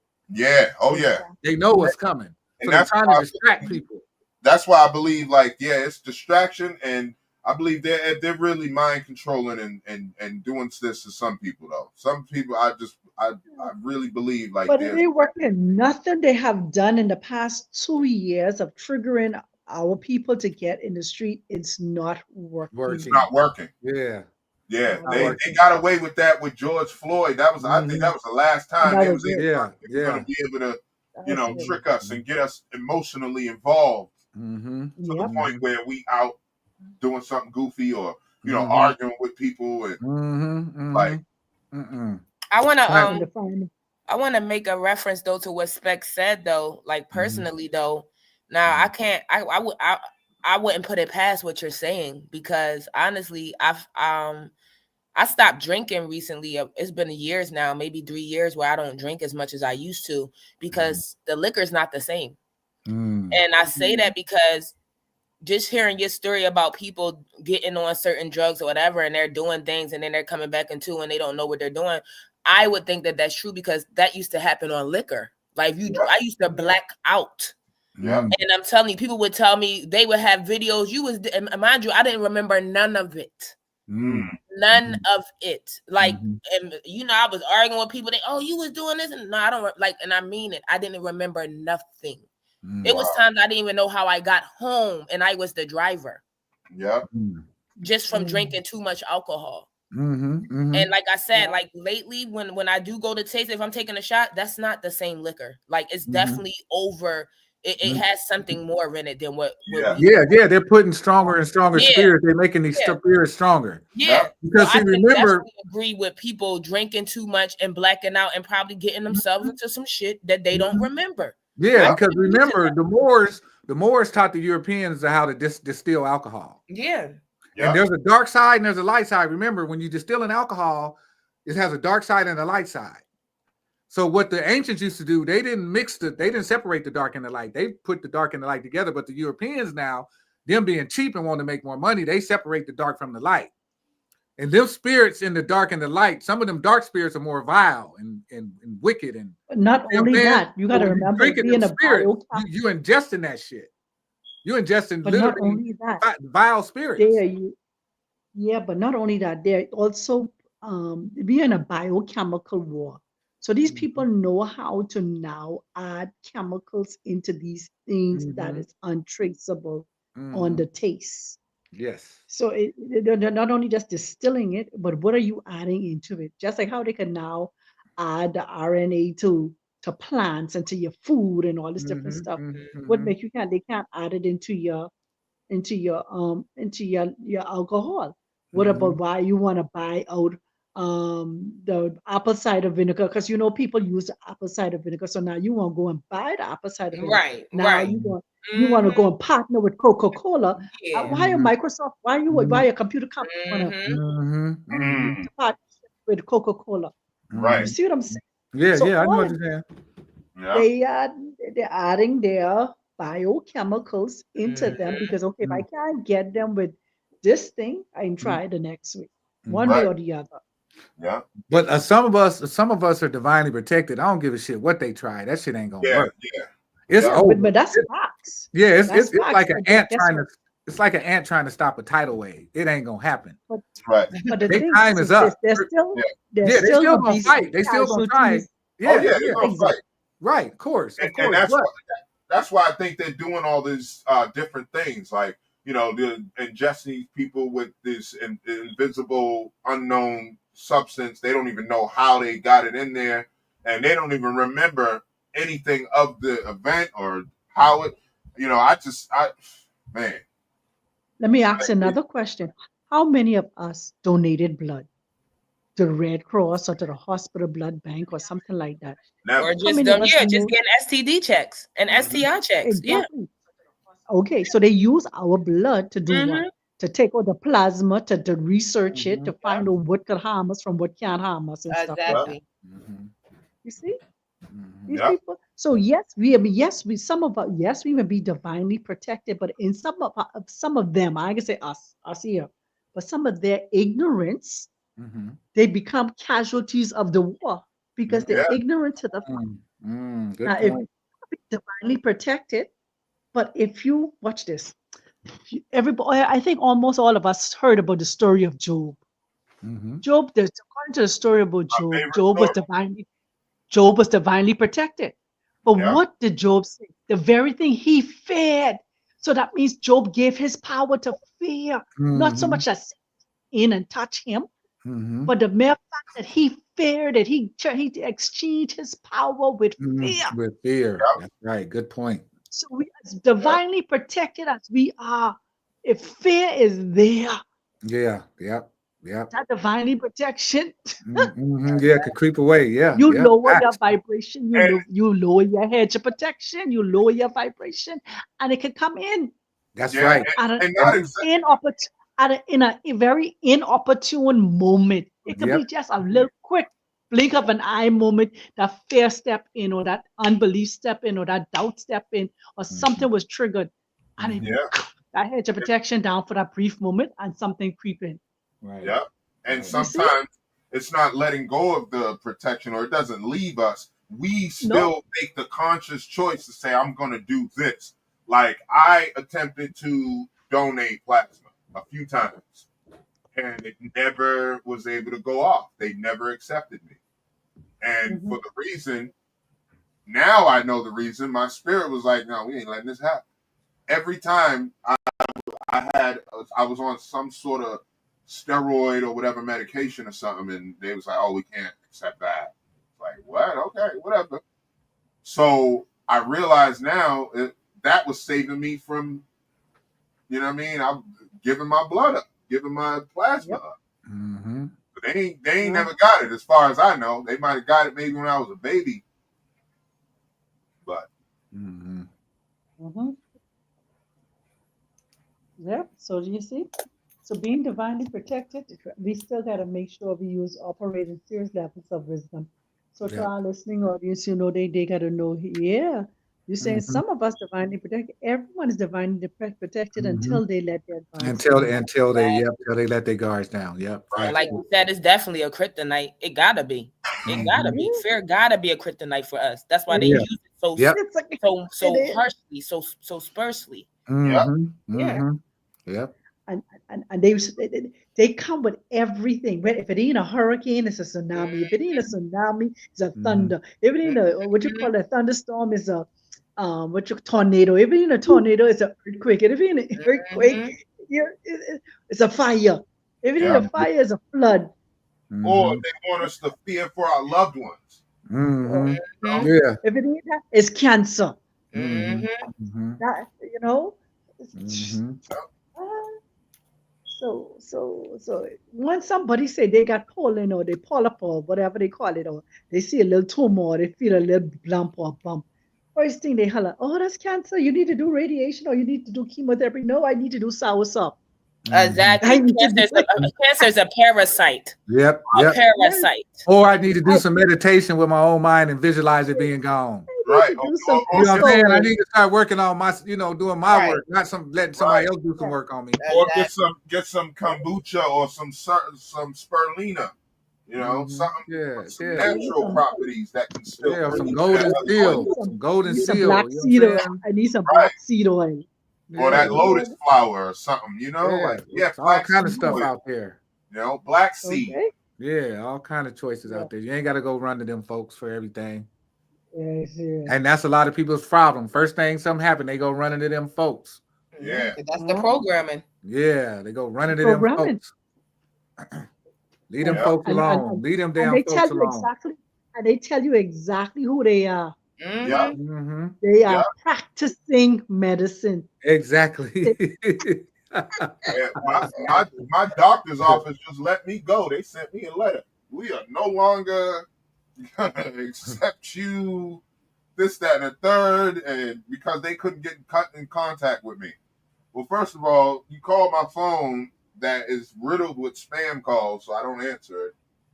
And then so they sent me a letter, but what they kept doing was signing me up for appointments that I didn't agree to.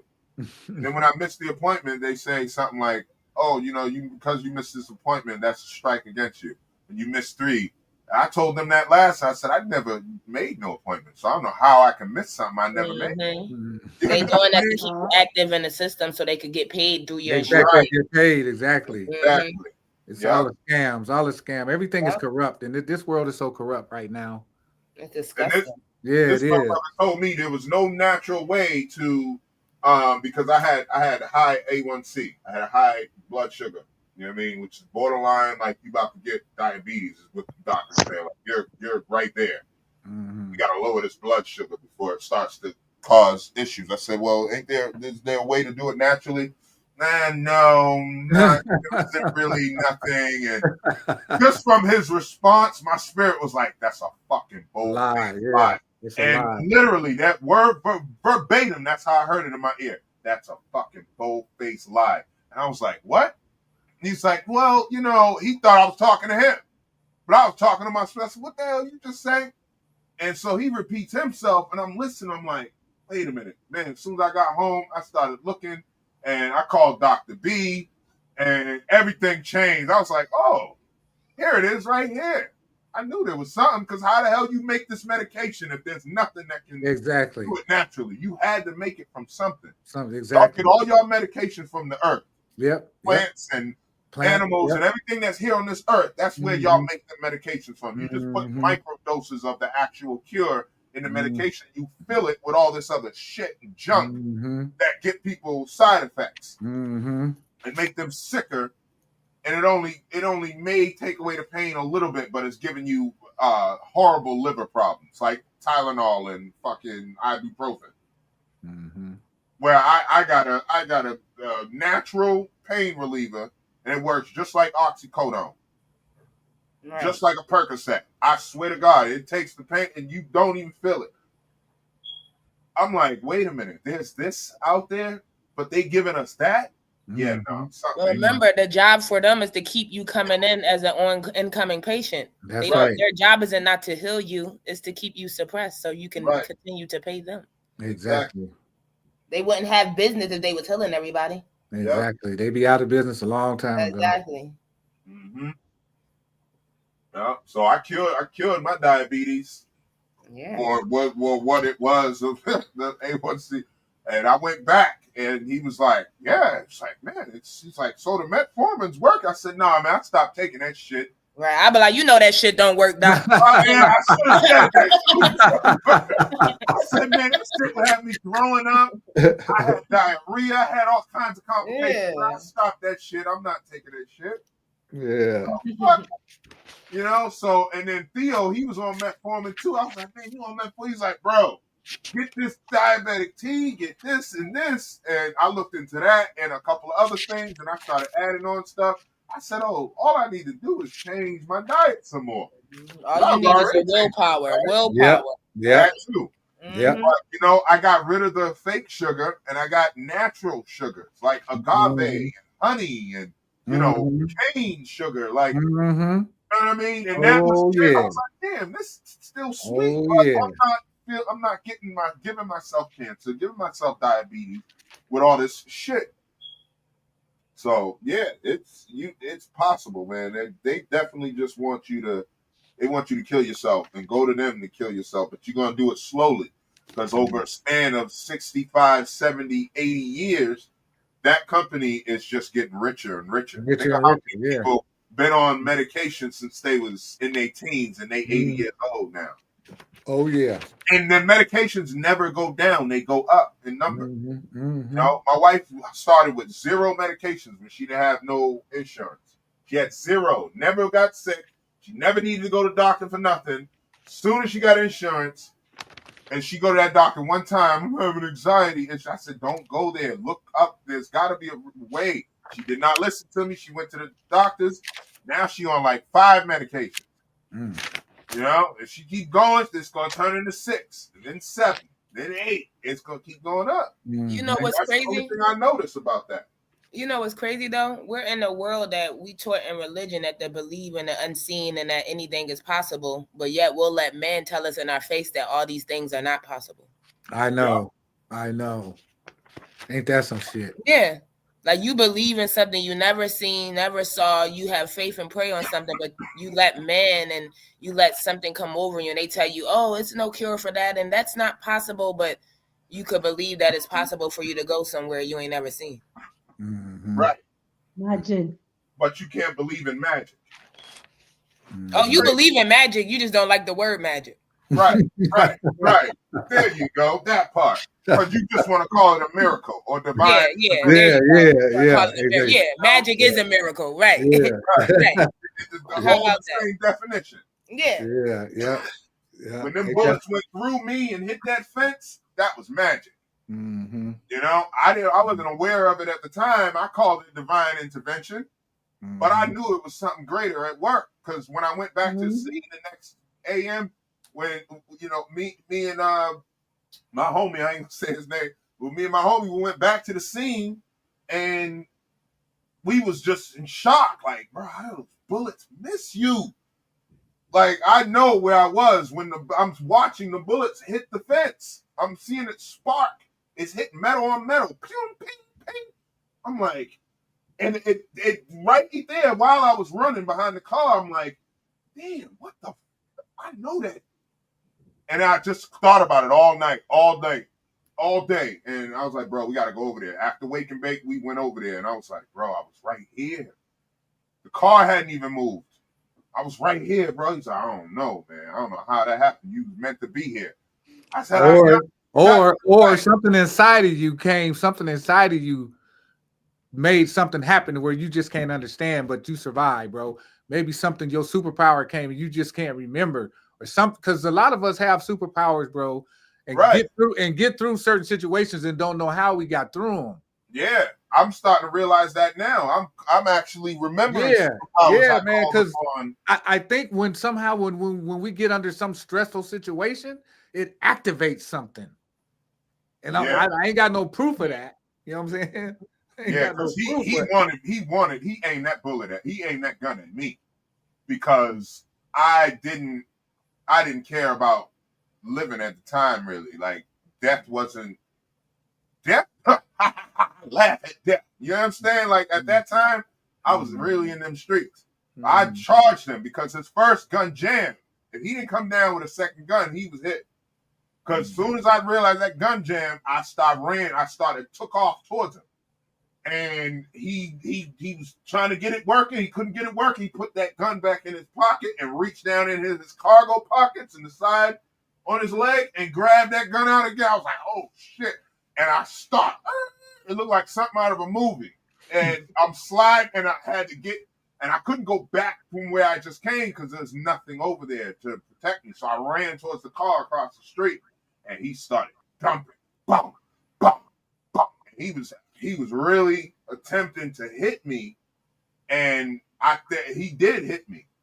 But I either activated phase ability, which, things can phase right through you, or you can phase through walls or whatever, and the bullets just didn't touch me. They did not. They went right through me and hit the fence right in front of me. How did they hit the fence if I'm standing in front of this fence?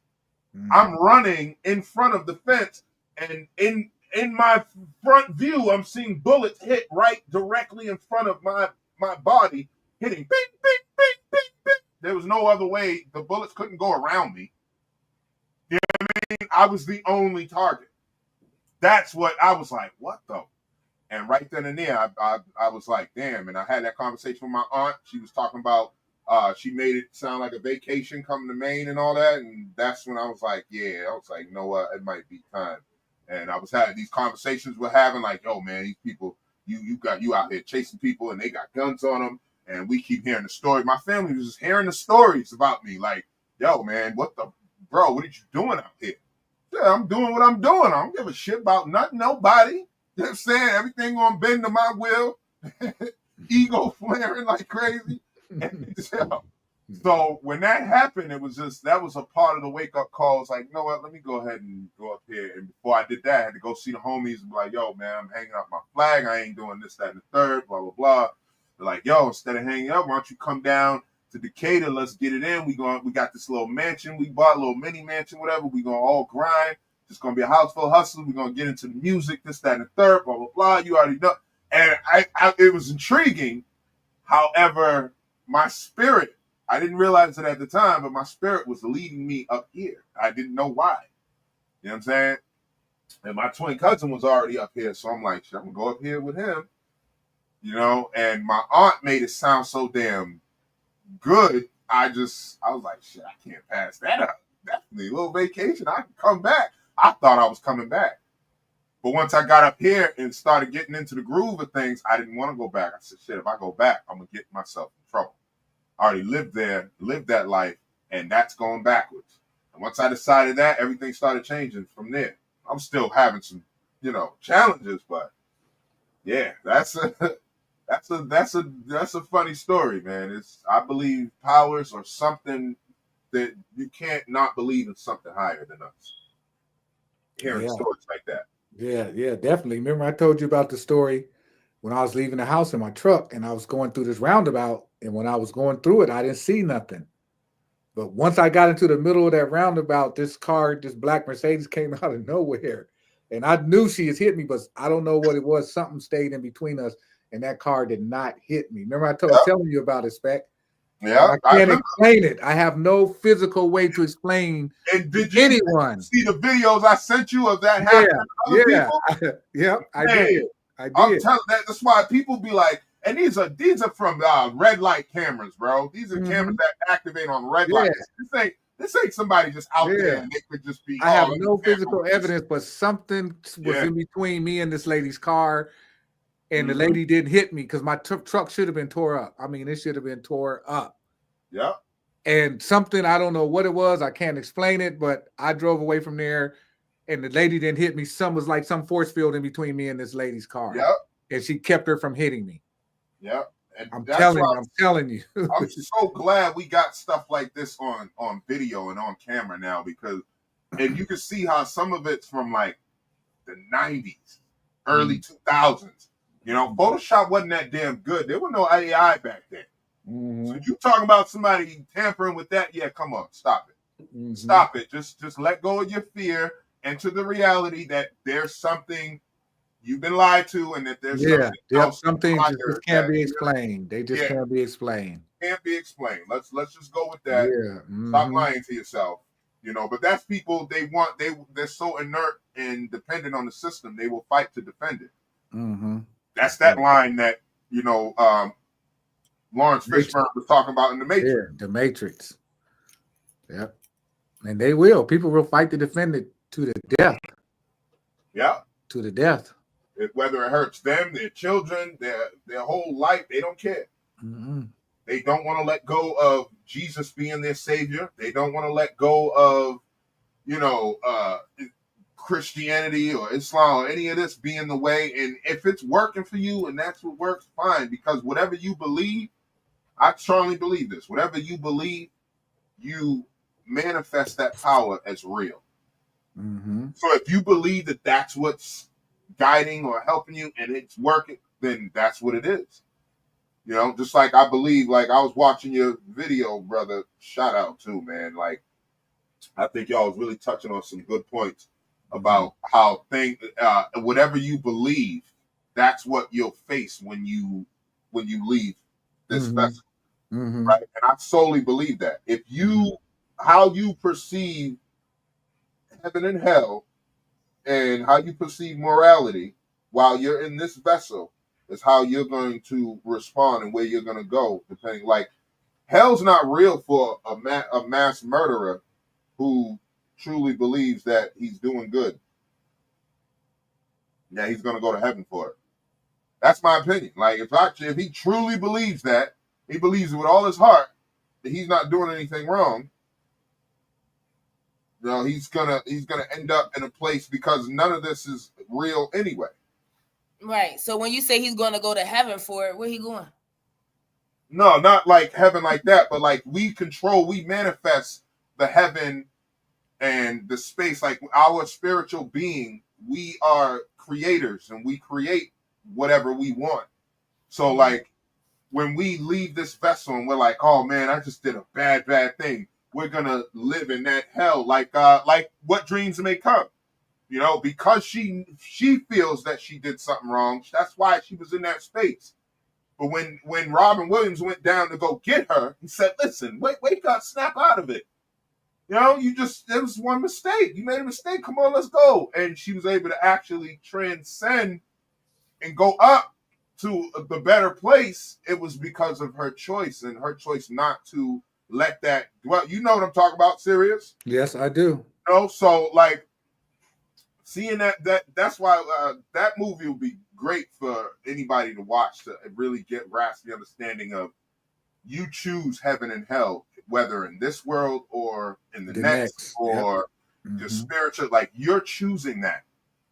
if you feel you did something wrong and you got to pay for your whatever you want to call it, your deeds, then you're going to punish yourself for that, because it's only you standing before, you know what I mean, judgment. But there is a universal law, right? Well, yes, absolutely. So this is what I think. It's a universal law. So whether you believe something's wrong or right, either way, you're going to relive it if it doesn't align with the universal law. Yeah, you're going to relive it and see, I guess, A, is you going to make the same choice maybe in a lifetime, or B, you're going to be the one on the opposite end of what you have done to somebody else.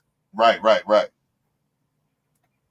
Yeah, it's definitely the universal law. Yeah. So yeah. But that aside, just on but I think the universal law only exists in the material plane. It couldn't exist. You couldn't have a universal law in the material world. I mean, in the spiritual world, could you? Well, if you read, so they say we've been here a certain amount of times. We keep coming here to relive this. Mm-hmm. When I hear that we keep coming here to relive these lives, it's because it's like school. We either graduate and to get to another class, or we're going backwards to start that class again. Mm-hmm. Gotcha. Right? I feel like that's kind of why they gave us school outside of ourselves, to understand how Earth is made up. Okay. So it's either you're graduating or you're getting left behind. That's just my perspective. Gotcha. I got you. In the sense of getting left behind, you're kind of going back through that subject again to see if you're going to pass this time. This time, okay. Got right? It. Yeah. Okay. I don't know. That's just my perspective. I don't know. That's yeah. I don't know either. I ain't gonna never say I know, because I don't know nothing. Sometimes I don't know shit. I believe that too, sis, because like I know I was here before. You know, and I know, with knowing myself, I completely understand that I have never reached this level of consciousness in any of my times here. And I've been here a few times. You know what I'm saying? And I've been a lot of different things. You know, the businessman, the killer, the molester, the raper, all that. I've been all that at some point in time. Whether it was in medieval time, whether it was in, Jesus time, it don't matter when it was. But I have been not everything, but I've been a lot of different things, and I never reached this level of consciousness. I know I've been here before. Now I know in my heart, in my spirit, in my mind, body, and soul that I have a choice to graduate from here, and I can come back to have a different experience, or I can not come back again. I never had that choice before. Right. Like, I know that I never had that choice before, because I didn't do what I was supposed to do. I didn't graduate. Right. This is the first time I actually will have a choice to be like, yo, you want to go back? Yeah, now I know what? I'm gonna wait. I want to go back during this time. Like, you get to view all these timelines simultaneously, past, present, future. Now, you know what? I'm gonna go to that time. I already been there and did that. I'm gonna wait till this happens, and then I want to go. Right. You know what? Let me ask a question, because I've been talking to this monk, and I'm having a hard time wrapping my head around this idea of reincarnation. Like, he's basically saying that, and I don't know how true it is not, but he's basically saying that a human that's very animalistic in their life could be reincarnated as a dog or a tiger or something like that. Mm-hmm. Yeah, that's what he's saying. Yeah, so I want to expound on that a little bit. Because I don't really understand that, and I really never thought about that concept. But some people are very animalistic, and so I believe that can be true. Yeah. So their next incarnation might be an animal, so they can fulfill those desires of being animalistic. Right, and it kind of sets them back in the rule of creation. Now it's like you're starting back over. Right. Far from a seed of life. Now you're going back, like you said, to now go do those thought processes and act animalistic. Like, since you don't know how to transform from those characteristics. Yeah. It's like going back to kindergarten when you was in the 8th grade. Yeah. Right. And think about it this too, Sirius. We have been everything, because everything is us. Mm-hmm. We are a part of everything. So we have the same microbes that a tree has, and the same microbes that an elephant or a baboon has. So we're all, when we go into the earth and our energy transfers or transmutes into something else, we can come back and say, no, I'm going to be a tree. I just want to feel the breeze Mm-hmm. throughout my entire lifespan, and that's Mhm. what I'm gonna do. I'm Right. gonna be the grass. I'm gonna be a tiger. I'm gonna be Mhm. this because that's why we see certain pets and we be like, man, why does this goddamn dog think he's human, man? You Yeah, not, yeah, you know what yeah, I'm saying? yeah. Well, So yeah. And then I'm sorry, Spec, but then no, go say ahead, sister. remember I was we're done. vessels. These are just vessels. Right. So now we're talking about our spirit traveling now, trying to fit the energy that this spirit now fits in. Yeah. So you know what I'm saying? If you're that animalistic that you don't know how to act more humanoid or more in the characteristics of being and living like a human, then maybe that's the best fit for this spirit of energy you're carrying. Right. Mm. And if y'all ever seen the movie Fallen with Denzel Washington, I have. Ezekiel, he could only travel a certain amount of time before, you know what I mean, he would die. So he got into that cat in the ending. Mm-hmm. Yep, Like, got to the cat. That's how he I gotta survived. Yeah, this cat, because yeah. I'm not gonna perish right here. Right. You know what I'm Right. saying? That So makes sense. Yeah. that spirit was attaching itself to all different cops just by touch. Right. And he was losing his mind. He was looking around. So the goal actually would be, so to me it would seem that the goal would be to try to raise from animal to God. Yes, that is yes. the goal. Yes. That is the goal. Yes. That is the goal. That is the Yep. goal. Yes. Yes, that's The it. goal. Yes. Hmm. Yes. That's college. That's no. Right. What's at the college? That's the Yeah. goal. Okay. Right. The goal is to automate to get out of the Get back carnal to mind source. and those low vibrational energies altogether. Right. Where they Right. don't even come into your essence. Right. Right. Yes. So gotta get once back you to become source. God, generator, operator, destroyer, Mm-hmm. then you now have controlled. You destroyed that animal nature, and you've now raised up to the God nature. Yes, and it goes Right. into Yeah. it goes into you being in this world and not of it. Of it. Right. Right. Now Right. think about it. Okay, think about it from this aspect also. Scripture says creation is groaning for the manifestation. Manifestation of what? For us to understand that we are gods, Mm. Yes. Mm. that we Yes. are one, that we are Yes. one. We need to Mm. learn how to come into alignment with each other. That's So right. think about it. Why birds would fly to you? Because now, hey, you're vibrating at that same vibration that that bird is vibrating at, or that dog, or that cat, or that elephant, or that lion, or whatever that animal is, even that tree. I don't know if any of you have done the experiment by going out and talking to the tree and asking it to Oh, touch yeah. your hand. Mm-hmm. I've done that experiment and it Mhm. listens. I said, tree, I know you can hear me. Touch Mhm. my hand if you and it the breeze came and the tree and you understand. So Yeah. that is so the reincarnation, think about it. Also, scripture that say some person come back in the spirit of John the Baptist.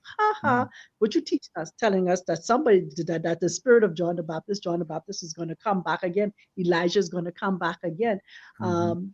You understand? That's why Mhm. even think about it, even in the Muslim belief, almost every boy child named Muhammad. Mhm. Yeah. Mhm. You know, Mhm. Yeah. or Mhm. or all the girls have one of his wives' name or something like that. When you Yeah. think about it, Always. so these people they believe in reincarnation or coming back in the spirit of that person and stuff like that. And so because they teach us differently, we're gonna die and we're going to either heaven or hell.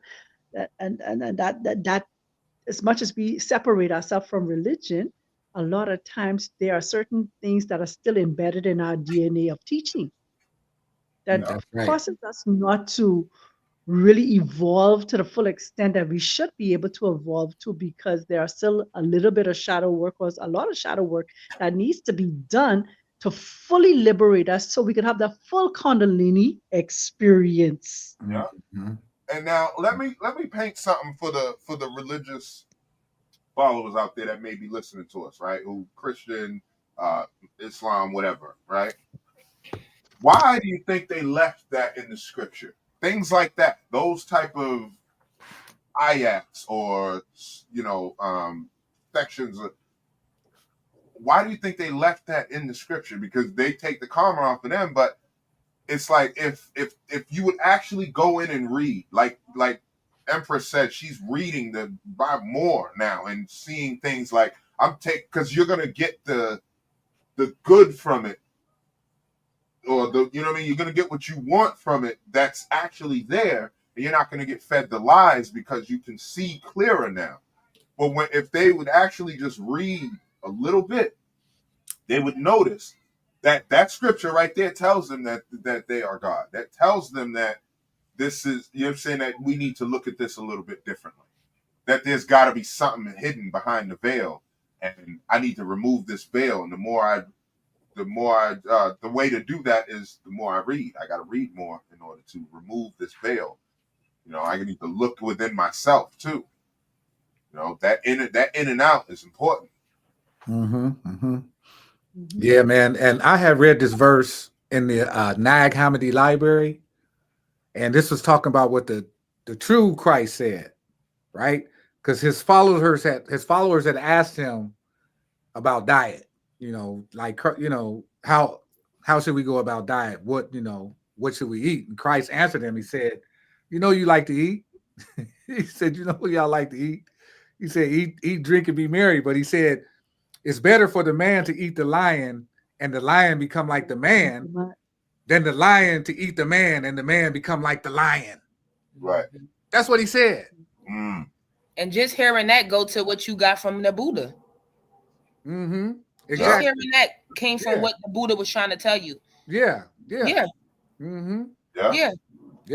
So he's basically saying it's better for us to eat the lion because, you know, they tell us, oh, you shouldn't eat this or you shouldn't. Christ told them, shit, you know, you like to eat, you know, but be balanced. Be balanced in your eating. Right. I was just about to say that. Do it in moderation. Yeah. We done took and turned things extinct. Right. All because we want their fur. Right. You know what I'm saying? It ain't even got to do with me. You ain't even feeding your family no more. You're just making fucking fur, man. Now you become worse than the lion. The lion at least ate everything. Down to the bone.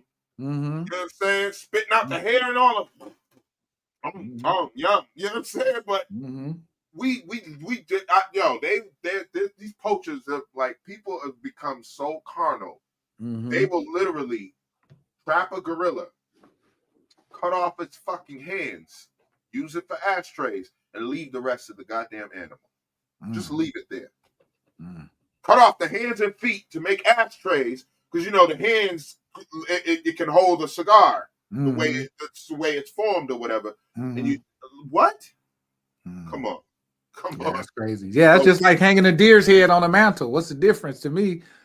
There ain't no difference. I see deer heads on mantles especially in Georgia. They love that kind of shit. Right.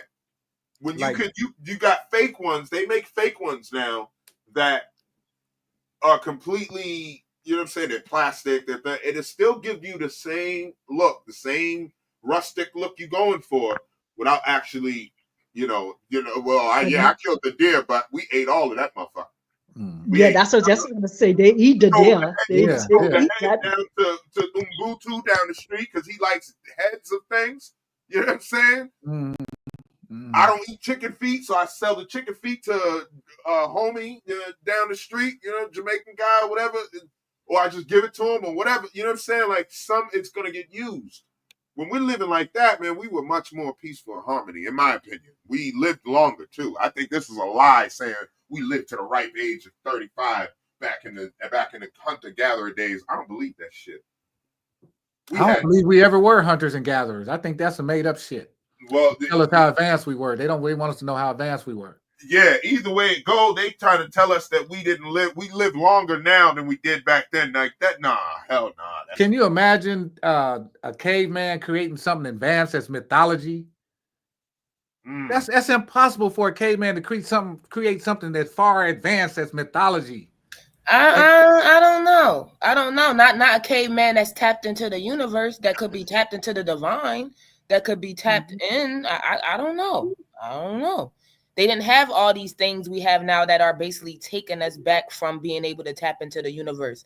So being a caveman may have been the best thing to get closer to source. Yeah, because a lot of us think about it, all of our prophets were in a cave for 30 days, 40 days, Moses. And that's just sitting in stillness. That means sitting in stillness, being still, meditating. Yeah. Think about it. All these things we have now is taking control over us being able to do these things. Yeah. Mm-hmm. So I don't know. Like I get what you're saying, but I don't know. Maybe. Yeah. Maybe they was aligned with them stars. They knew the day was coming the hour by looking up in the sky. You know what I'm saying? That's true. I never thought about it that way. I believe there were eras too. Just like there was a golden era where we had all this technology, all that dwindled and died out, and we had to start again from scratch. I believe that's happened a couple of times. So like having that hunter-gathering stage, we've been there a couple times, in my opinion. You know, it's actually this Bible verse I read. It said the thing that has been is that which shall be, and that which is done is that which shall be done. And there is no new thing under the sun. That's right. Yeah. Nothing is new under the sun. I believe the hunter-gatherer days were upon us. And I believe we lived longer, actually. We knew which berries not to eat, which berries cured everything. Like, this is how, like, where we get this knowledge. But I mean, it would be easy for me to believe that if we didn't have all these ancient empires. You got the Draconians, the Typhonians, the Etruscans, the Sumerians. We got all these great empires, and all of a sudden we got some cavemen. Come on. I mean, but they started in a cave. To be great, they had to sit still to gather that knowledge. They had to get that knowledge to even be emperors. But I'm saying the timelines we have of the cavemen don't line up with the timeline might not line ancient up. empires. Yeah, timeline. That's what I'm trying to say. This just you can't tell me that we had these ancient empires, and then all of a sudden we went to being these hunter-gatherers. Now, see, there lies the conundrum. Like the timeline might be different. Yeah, the timelines may be the trickery. Right. Yeah, there's some trickery in there somewhere. But to believe that we didn't start from scratch, that's how our spirits are. That's how we learn. Just like we came down here for this experience, we came down and back in, But you got to remember, the Earth was the Earth had a pre-physical stage where it wasn't even completely solidified to the Earth as we know it today. It was at a point where it was pre-physical, and our bodies were pre-physical.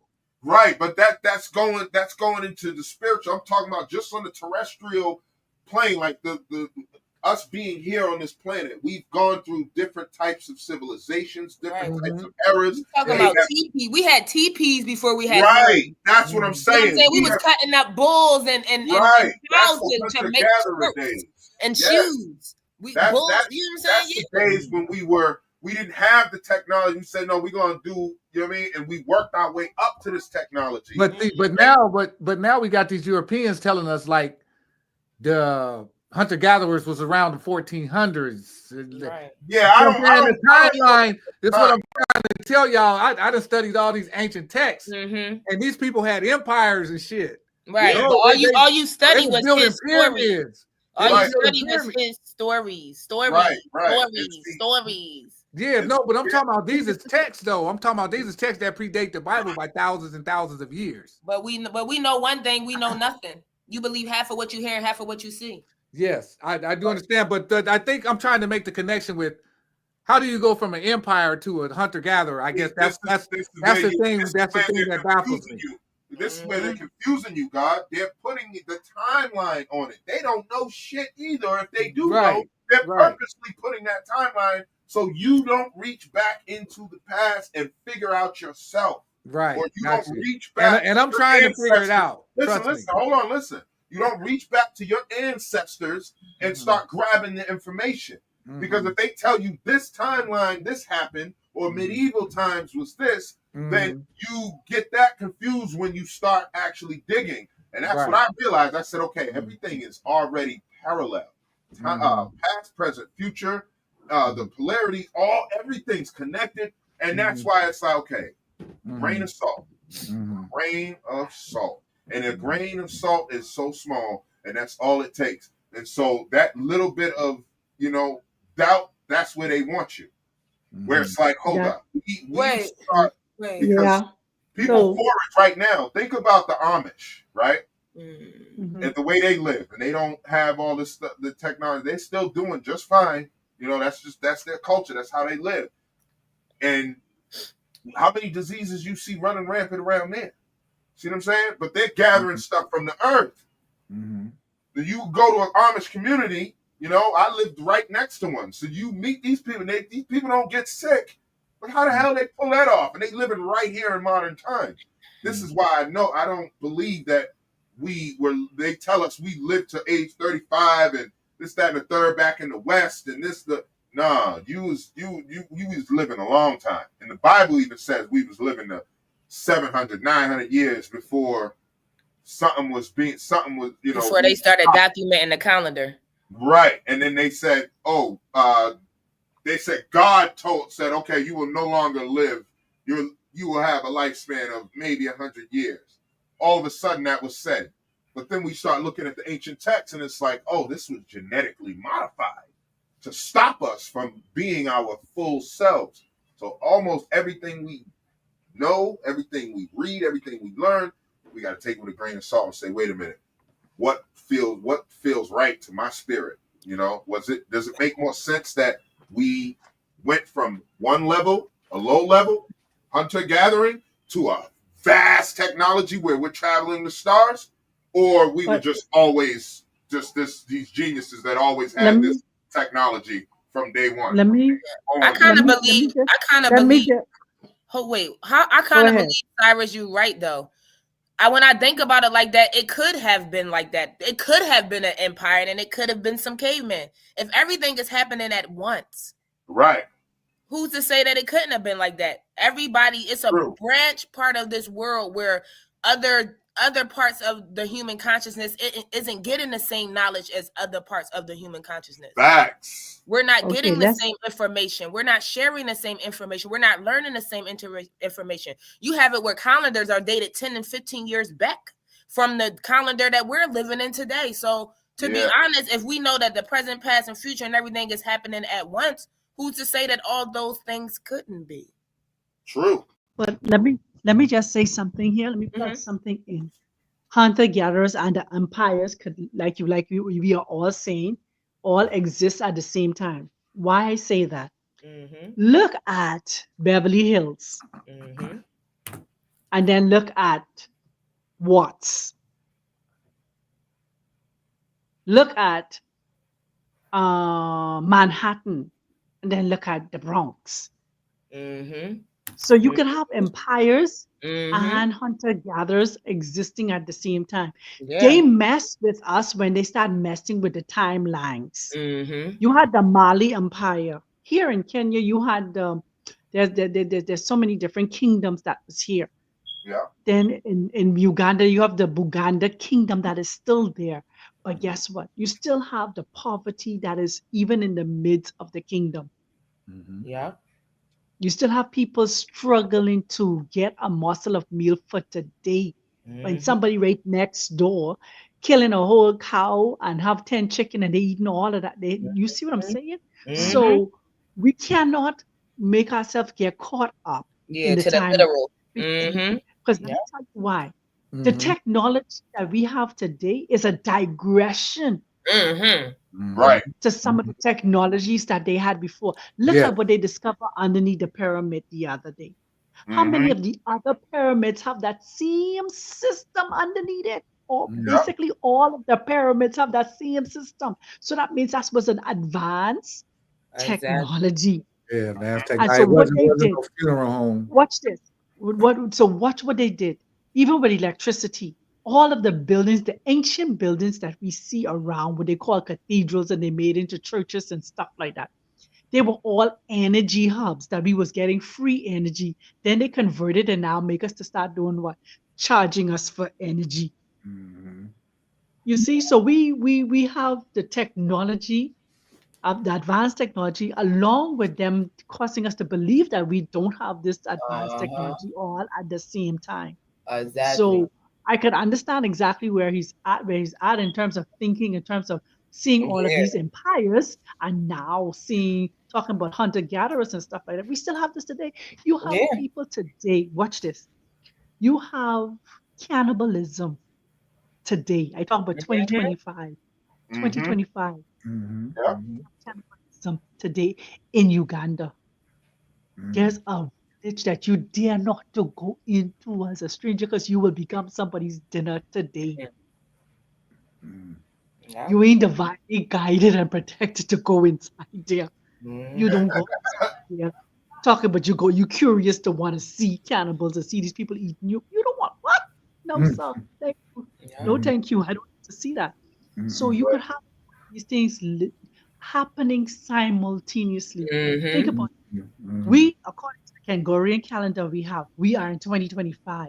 Ethiopia, which is my next door neighbor, is in 2017. Exactly.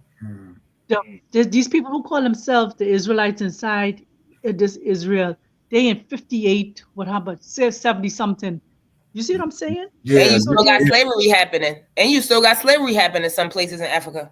yeah. Then still you got got little small towns happening. around Georgia that's in the 1920s. There you go. Even Exactly. the Matrix depicted that point when he said, "You believe it's the year 1999." When actuality, it's closer to 2199. He said, "I can't tell you the exact year because honestly, we do not know." I know. That's And right. that's the fact of life right now today. We That's do not right. know what year it is. I know what year it's And it's like we're all on different parts of the continent that's teaching and programming us with different knowledge on that part of that continent. Right. Yeah. You see, even think about it. We living in a polarity right now. Y'all, what time is it? What time is it there? You understand? Versus what time is it here? Exactly. Right. Yeah. But guess what? Time collapsed because we all in the same time space Exactly. at the same time. So that makes time an illusion. That makes time an illusion then. Exactly. And a lot of these things we've been taught is an illusion. Yeah, exactly. Yeah. So Exactly. y'all in your rising, and I'm in my setting. So the moon is getting ready. You see? Yeah. But it's say time is an illusion, but literally it's dark out on my side. So this is where the yin and the yang is now. So when is light on my side, is dark on your side. Yin coming out of yang. Yeah. Okay. Yin coming out of yang or yang coming out of yin, whatever way you want to call it. Balance. That's why we need the balance. It's the balancing game. That's right. So yeah, man, we living it all in one time. Because you can remember your past to an extent. You know what you are right now, and you could envision what your future will look like. You view all three. Right. You all three at the same time. Yeah, and that's kind of what I kind of teach people how to create a mind movie, right? Yes. And add you some music to it. Create the life I tell them to visualize the life you want to see, the life you want to see yourself live. And create some music to go with it and see that every day or as often as possible. Yeah. And eventually you will get there. Yeah. Let me ask you, when you visualize yourself, are you seeing yourself or are you the one moving in the visualization? I'm seeing myself. Mm. I'm seeing myself actually walking into that life that I want to live. I have an issue. I have a problem doing that. I can't see myself in visualization. I wonder why. Yeah, we talked about that before, Queen, when you mentioned it. It's like I don't know. I just I can't see myself. Like I mean, we came to the conclusion it might be something extra special about you because you did, you know what I mean? Like we talked about it possibly being like, oh yeah, maybe just you can't imagine because, but we also talk about like that may be a good thing because you know what I mean, like that there's the balance, you know what I mean, like being able to actually see like the things you see and the things you can read past, like look at yesterday. You see what I'm saying? I would have never, ever even thought in a million years that what you was thinking. But because you don't see those things the same, you see what I'm saying? It's like I don't know. I think it's something good that you know what I mean, that you can't view, like you're not meant to view it that way. Like you see it. I don't know, because it's like you said, you seen it firsthand how I just spoke something and it came into fruition, right? Yeah. But I noticed I could do that for everyone but me. I don't like that. I can't do it for me. Like I could do it for everybody else, but I want to do it for me. But maybe, Queen, this is just a suggestion. Maybe stop saying that you are doing it for you though, sis. Go ahead, and then I'll get. Yeah, I was gonna say, Queen, maybe you need to stop saying you can't do it for yourself. Because I maybe mean, you yeah, I mean, I don't say that a lot. I haven't seen okay, it come to okay, fruition for myself. okay, got you. Okay, I got you. I got Yeah, you. but I Okay. get what Yeah, you're saying. Yeah. and see what I'm thinking, sis, is you. I believe you are doing that for you because you're doing it for other people, and those people now in your life anyway. Those people are are genuinely there for you. You know what I mean? No, And they I'm not. not tooting my own horn. I'm saying that like the stuff you've done for me and you've done like I'm I you know what I'm saying? I'm going Yeah. to protect you at all costs. I'm going to look out for you and the rest of the tribe at all costs. You know Yeah. what I mean? I just Because probably feel like it's just some suppressed some childhood things I probably still have to heal on. That's what I yeah, and that's possible, yeah. but I also believe in timing too. Like it just maybe it's not meant because right now, you know what I mean? It would, I don't know. I Right. have no idea, but I believe we're gonna figure out.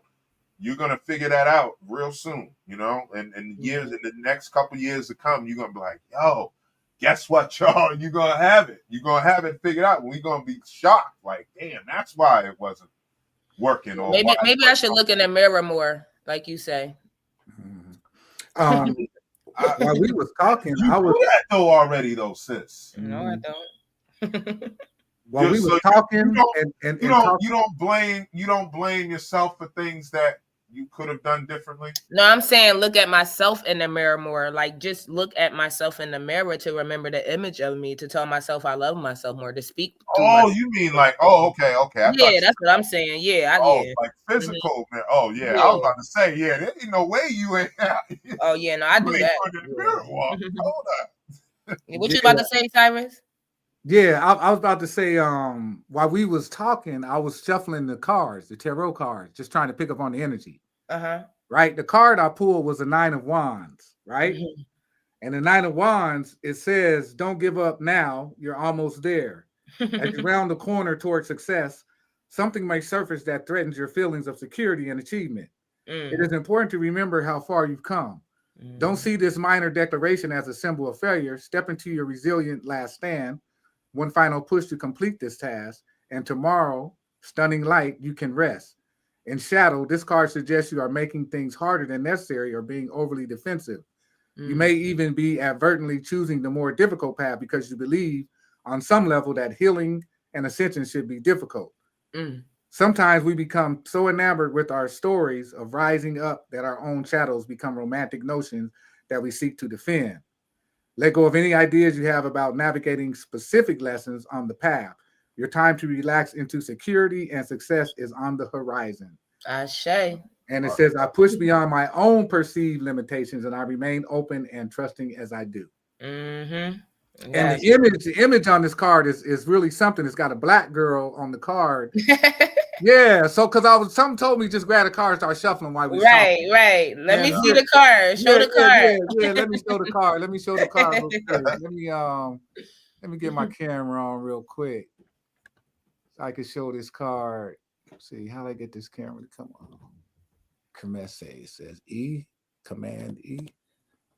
Let me see. Hold on a second, y'all. I gotta. It should say start camera. It says Hold on, my bad. Command E. Wrong one. Okay, there it is. Can y'all see it now? Uh-huh. Okay, There there's the Oh card right yeah. there. See that? Yeah. See, it's a black girl holding a stick with some kind of orb on top of it.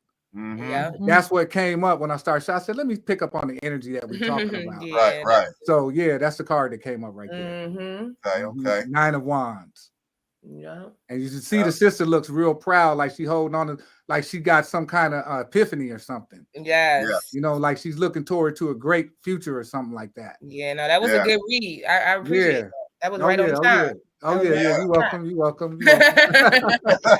Something just told me start shuffling these cards, so I did. I appreciate that. That was right on time. Yeah. Do your magic. You did your magic right there. For real, because I mean, we gotta, we gotta definitely be more in tune to each other, because bro, that like the timing you pulled the cards out, right? And we're talking about it. Like, like what told you to do that? You see what I'm saying? My higher self. My higher self had to be my higher self. And it's like when that happens, things like that happen. It's like that's how we figure out the stuff that we don't know, the stuff that nobody knows. Right. This is how we pour into that knowledge because we're going in and out.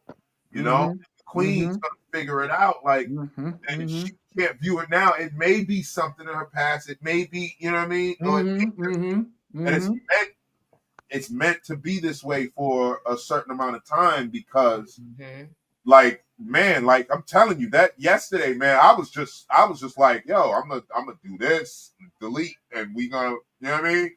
She's like, nah, don't, you know what I mean? Her spirit was like telling her that no, this person taps in, you know what I mean? We don't need to go that way.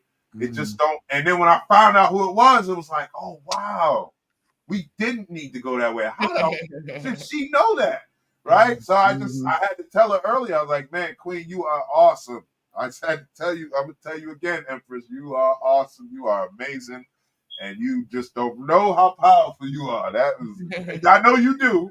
I'm saying that in context, you know. Right. No, I get it. Man, that's some powerful stuff right there. And I would like to say that anybody who don't deal with tarot, I would say it's a very useful tool to help you understand things you may not understand in the present right now. Because I pull a tarot card every day. Every morning when I get up, I meditate and I pull a card just to try to get the energy for the day and kind of get a feel how the day might go. You know, so I would just say that again. No, I was going to say to further confirm that too is to look into the tarot reading, like you were saying, is how far-fetched could it possibly be? See what I'm saying? Right? How far-fetched could it possibly be?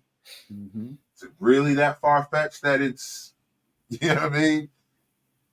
Well, the tarot is just pictures of melanin. Right, but here's the thing: the tarot comes from somewhere. Yeah, it comes from went through what you're going through. Somebody went through it and was able to find that spiritual enlightenment, whether they took peyote or shrooms or they did it naturally. However they came to it, they wrote that down. See what I'm saying? Or they had such a clairvoyancy of something, and so it's not a bad thing to at least look into. Yeah, that's right. That's what I was gonna say. I would say anybody, it's a great tool for anybody to use to aid you in anything you going through in life. You know, you can go to the cards. You can answer questions. You might have a question. I don't know whether I should do this. You can go to the cards. Like I do it a lot. If I, thinking about whether I should do this or that, I'll go to the cards. The cards will give me the answer every time. They've never let me down. Because I know a lot of people are gonna be like, tarot's bullshit. Astrology is BS. Like a lot of people be like, I don't read astrology. Not even, especially not the ones in the newspaper or this, that, and the third. And it's like, these are all perspectives. Somebody went through something that you're going through, and it's out there. The truth is out there. So as you look and find it, you might read this astrology book and none of it resonates. And then all of a sudden you stumble across something else, some other astrology, and now you're like, oh, wow, this all makes sense. Yeah. I'm about to tap out, though, guys. I got to go. Okay. I gotta get my day started. It's about to be 4 o'clock. I know it is. We be cooking. I know we be cooking when we get going. And Dr. Sublime, I think about to be 11 over there for her. I know. Yeah. Yeah, her phone or computer already was letting us know. Another amazing, what you call it? Another amazing gathering time in. That's right. Beautiful. Another high vibe tribe moment in time. Another high vibe tribe moment in time. In time and space. That's right. For all our listeners, our viewers, man, we tap in every Sunday, y'all. Y'all gonna catch something from us every Sunday. So tap in. Start tapping in. Whatever y'all doing, put that down on Sunday and come see us. That NFL, football, whatever that ain't serving you no good, man. You're gonna find something way better over here. I'm just keeping it real. You're gonna find something a little bit different over here. You know, Mhm. instead of you spending all your money, you ain't got to spend no money over here. Mm-mm. You know, Mm-mm. getting all them snacks and everything together for the Super Bowl Sunday and all that. You know, well, not Super Bowl maybe, but, but I'm about to football, say, you can check the score. You know, I mean, you giving all your energy. Start putting that energy into yourself, y'all. And, you know, come vibe with us on Sunday. Yes, yes. It's Empress Queen P. I want to thank each and everybody for checking in, clocking in with us as y'all do every Sunday. Make sure to like, follow, and share on our YouTube. Tap into our fan base. And I want each and every one of you to have a great day on purpose. With purpose, stay present, patient, and positive. I know some amazing and wonderful things is happening to each and every one of us for this week. Peace. Ashe. Yes, yes, Ashe. Ashe. This is Dr. Sublime telling you to be gentle with yourself because you are on a journey. It's always a joy, family, to come together and share the High Vibe Tribe. We are also on TikTok, so make sure you check us out on TikTok also. And let us continue to come together every Sunday. Meet us here. Much love, family. Ashe. Ashe. Ashe. Ashe. Ashe. My name is Michael Jordan, the Serious Alchemist. Appreciate everybody tuning in every Sunday at 1 p.m. Like the goddesses said, check us out on YouTube, Instagram, TikTok. Like, share, and subscribe. And if you're going through anything, just know that you got something inside of you that's greater than anything you're going through. And I would just like to say peace. Ashe. Peace. Oh man, I was hoping to hear that breath of fresh air from the brother. That was my picture, but it's all right. You know, it's always a breath of fresh air. I'll say it for him. Ashe. You know, us being here. I'm Speculum Ambulo. We had an amazing time this podcast. I mean this broadcast. You know, this episode. I appreciate everybody topping in. We all love y'all. And please remember to look in that mirror for the change you want to see and love your journey. Peace. Ashe. Ashe. Oh, Ashe. and Peace. J Hooks, you were missed. Yeah, you was missed, Brother Jay. Brother Jay, what you say? Yeah. All right, peace, All right, y'all. family. All right, Peace, tribe. peace. Stay All right, blessed. Peace. peace, peace. Left